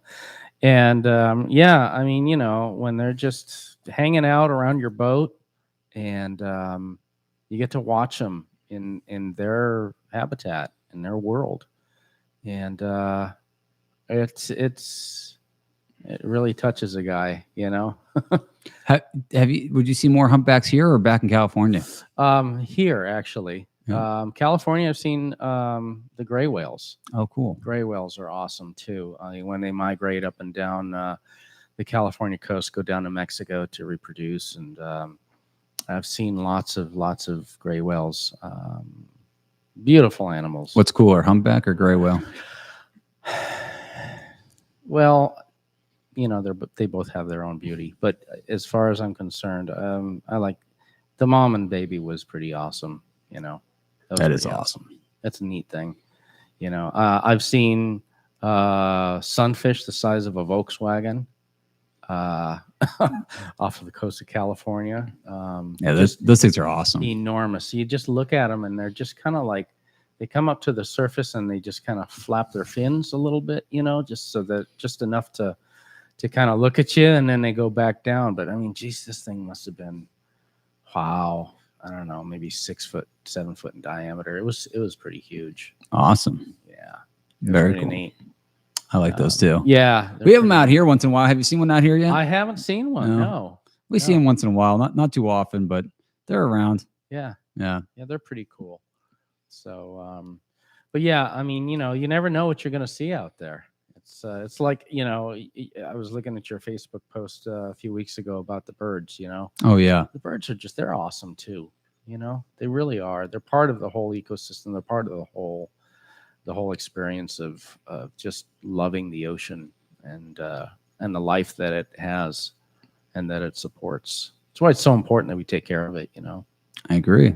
Yeah. 100% agree. Mm-hmm. The birds are such a neat thing too, because if you just look and like, oh, there's a bird, like or a bird pile, you look at a bird pile, right? But if you start like intersecting a bird pile, like you actually look at it closer, it is amazing the diversity that's actually in there. Yeah. And for years, I didn't really even do that. I just kind of looked like, oh, there's a bird pile, and you're like, oh, there's some shearwaters, but right. like you actually get in there and you look deeper at what's happening there, and it's amazing how many different species. And then like I've been trying to take that further in my knowledge base too, and then you start to realize like, wow, okay, like I thought that was just a regular booby, right? And then it turns out there's like 3 subspecies of that, and the one that we just saw only comes here like once in a while, and like so for me that's been like really cool. Very, very cool. Yeah. No, that's neat. And you know what,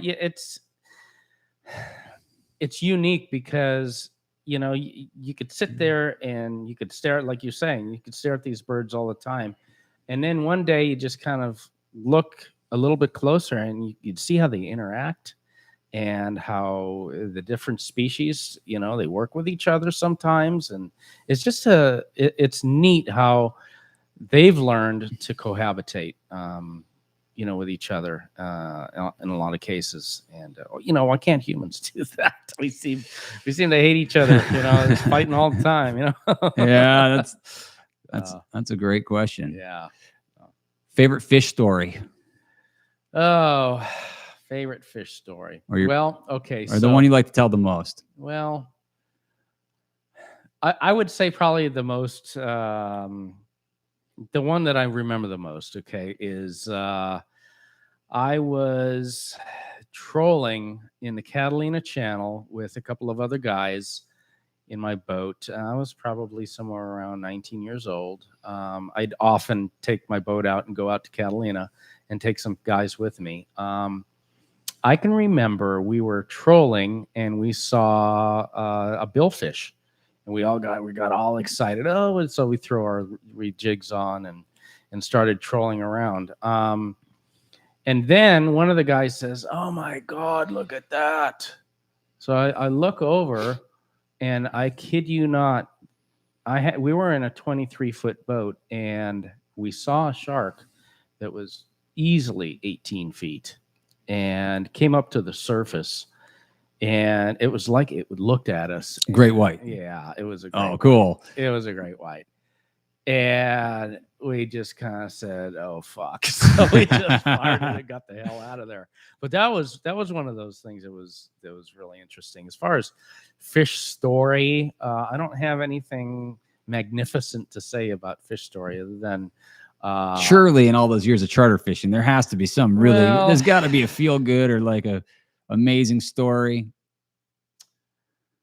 Nothing comes to mind, believe it or not. Really? Yeah, I'm sorry. Well, it could be because I got you on the spot. It could be. I'll probably remember something when we get off the air. What about like a really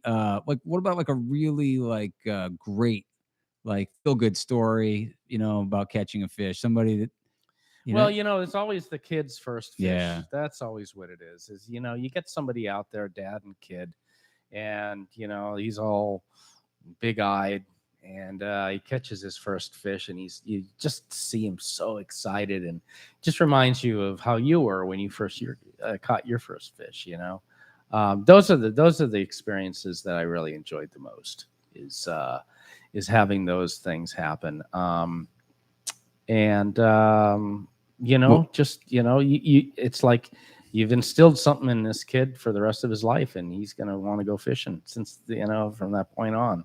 So, that is such a good feeling, isn't it? It is. Yeah. It's awesome.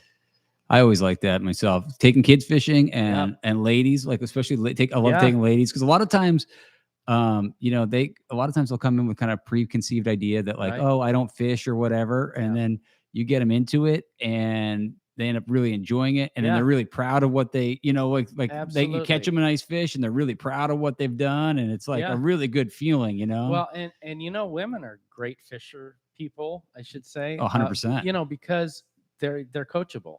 100%. You get a guy out there, he's got his ego and his macho, and I know how to do, I can do this, and blah blah blah.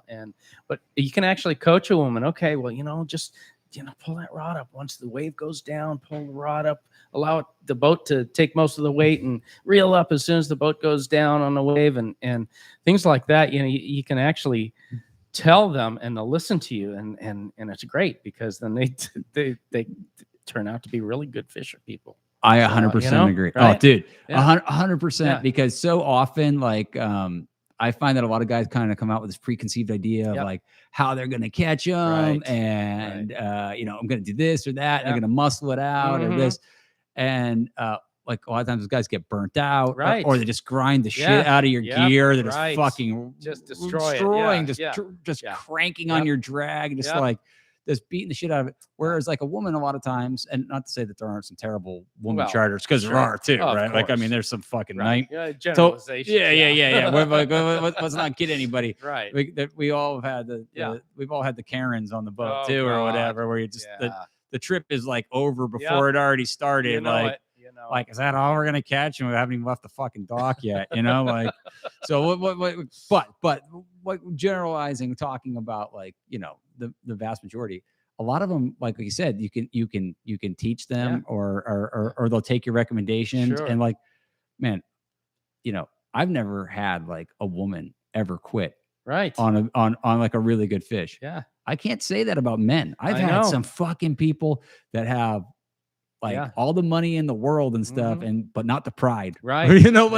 I've seen some guys quit on fish where I'm like, really? Yeah. Really? You spent all this time and energy into this fish and you're quitting? Like, I just like, I didn't even want to shake their hand when I got off the boat at the end of the day. Like, get the fuck out of here. Right. Exactly. Well, and those are the guys with the 2-inch penises, it's like, oh, I can do this. So they just, like you say, they just get on the fish, and they just grind on it, and they just, they got nothing left to finish it off.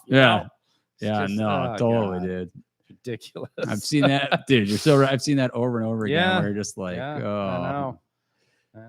It's funny how that works. How about, okay, so I know one sad part about charter fishing, as much as I love it, is that often the negative parts are more memorable than the great stories. Like, you just had a hard time coming up with a great story. Yeah. Well, you got a really shitty charter story. You got a bad charter story. Just, the typical, we're going to go out, and, you get out of the harbor and they're just puking their guts out. So you got to turn back around and come back. Oh, that's not too bad. That's not bad, but no wildly drunk people or anything. I just don't allow people drinking on my boat like that. I won't allow it. We're not leaving the dock, because I know how it's going to turn out. It's going to be ugly. It doesn't work for me. So, if I lose out on a charter, okay, but I'm not going to sit there and babysit some fucking drunk who's just going to be belligerent and ruin the day for other people. It's not worth it. No. So, fair enough. Yeah, no. I mean, I'm not advocating drinking on the boat or anything either, but I have been involved. I've done in the industry long enough where you get people like, you get the sneaky drunk, sometimes you get the guy that you don't know is going to get fucking hammered drunk. And then normally has like, some crazy nickname that comes out, normally like the Slayer or something. Right. They call me the Slayer. Yeah. And then next thing you know, the guy's like fucking slurring all over the place. And like, the slur instead of the Slayer. Yeah. Yeah, dude. We had this charter one time where we had a guy fall in the water before he even got on the boat. Wow. Literally. And his name was Slayer. That's why I was thinking of that guy. He literally fell off the boat, but we still ended up going because he was the only one that was a mess. And they're like, oh yeah, don't worry, he'll behave himself. Sure. Dude, he only got worse. He's like, oh, he won't be. Don't worry, he won't be drinking anymore on the trip. We got the guy was just like out of control. Yeah, I mean, it's people think that charters are like, oh, we're gonna go party, and then it just turns into this ugliness, and it's about going out there and having a neat experience and fishing, and it's not about going out there and, at least for me, partying and getting ugly and drunk and puking all over the place, because that happens. I mean, all the time on charters, and that's why I just kind of put my foot down and said, I'm sorry, it's not going to happen on my rig. So did you have a no drinking policy? Yeah, none I at did. all. I did. Okay, We got back to the dock. That's fine, no problem. But Right. I just don't think there's any place for alcohol on the boat. I'm sorry. It's just people get dehydrated from drinking. Oh, yeah. And it's just, there's too many problems with it. So that's been my policy. And if you don't like it, I'm sorry. I understand. I've worked on some boats where, like no drinking during the day or whatever. Yeah, And then just yeah. like, Right. you can have one on the ride in, or That's okay. yeah, Yeah. I don't have an issue too much with that, as long as it's beer, but no alcohol, no hard alcohol. But I prefer none at all. Right. So, well, I'm gonna be honest though, like marlin fishing kind of has like this Yeah, different it does. connotation. Yeah, Like, yeah.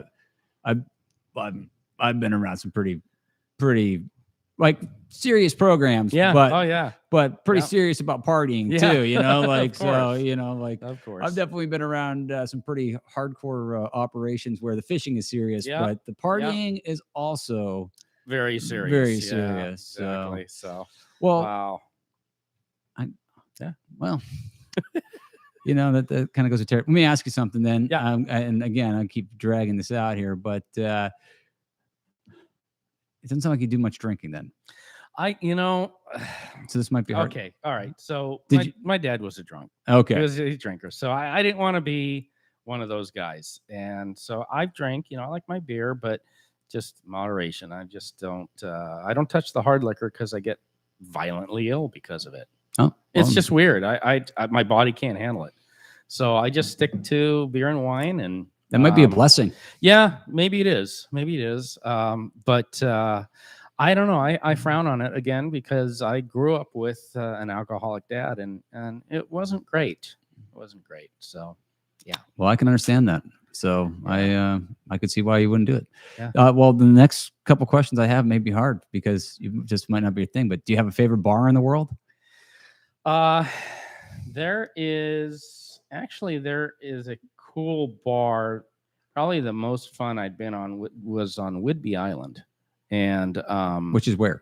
that's Puget Sound in state of Washington. Oh, cool. Yeah, and so I don't remember what it was, but it was a biker bar, and it was pretty hardcore. But man, these guys knew how to party. There was bands all the time playing out there, and I'd go up to visit. I didn't live up there, but I can remember that was a real party fun place, and I don't know if it's still there, to be honest, but that was a cool place. And then of course, I don't know if you've ever been up to Alaska to the Red Dog. That's kind of cool. I mean, it's a little bit touristy place, but that's kind of a fun bar to be at. Red Dog. Yeah. I've been to the Salty Dog. Where's Yeah. Where's Red Dog? I think it's up in, is it Juneau? Oh, I haven't been. Yeah. Juneau? Yeah. No. Yeah, no. Yeah. So, but that's a fun place. They've got, I forget, there's stuff hanging from the ceilings, and it's a neat place. So, yeah. I tried to always keep my life pretty, clean for the most part, just because that's the way I was raised. And, I'm really not one of those guys that goes out and parties, and I never was. I was always trying to do something productive. Not that partying isn't productive to a party. Right. Well, like But I was just always one of those guys that I was the bummer guy, But Well. that's always how I live my life, I don't know. well, fair enough, man. I mean, Yeah. it's not like definitely don't have to party all the time. I don't know if this is in that department or not. mhm. Do you have a favorite strip club in the world?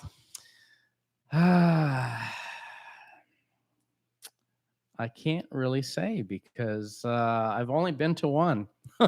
Only been to one. Yeah. Really? I've only been to one strip club in Santa Rosa, California, and it was pretty awful. It was a dive.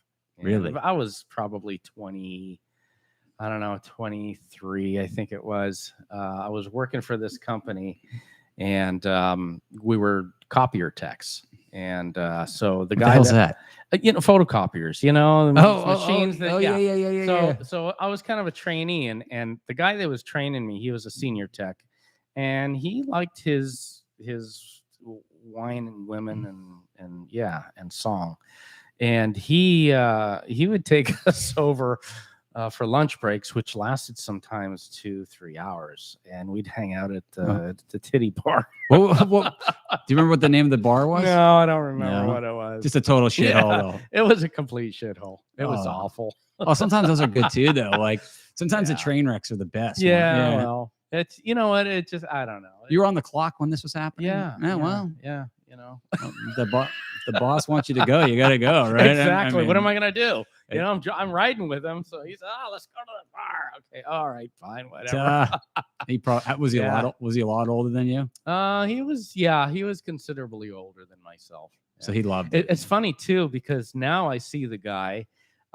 He works at he works at the so my I'm from Northern California. Moved up to Northern California and spent a lot of my time up there. But there's a little hardware store up there, and lo and behold, I see this guy working in a hardware store. I'm like, Kenny, oh my God. He used to call me Grasshopper, like yeah.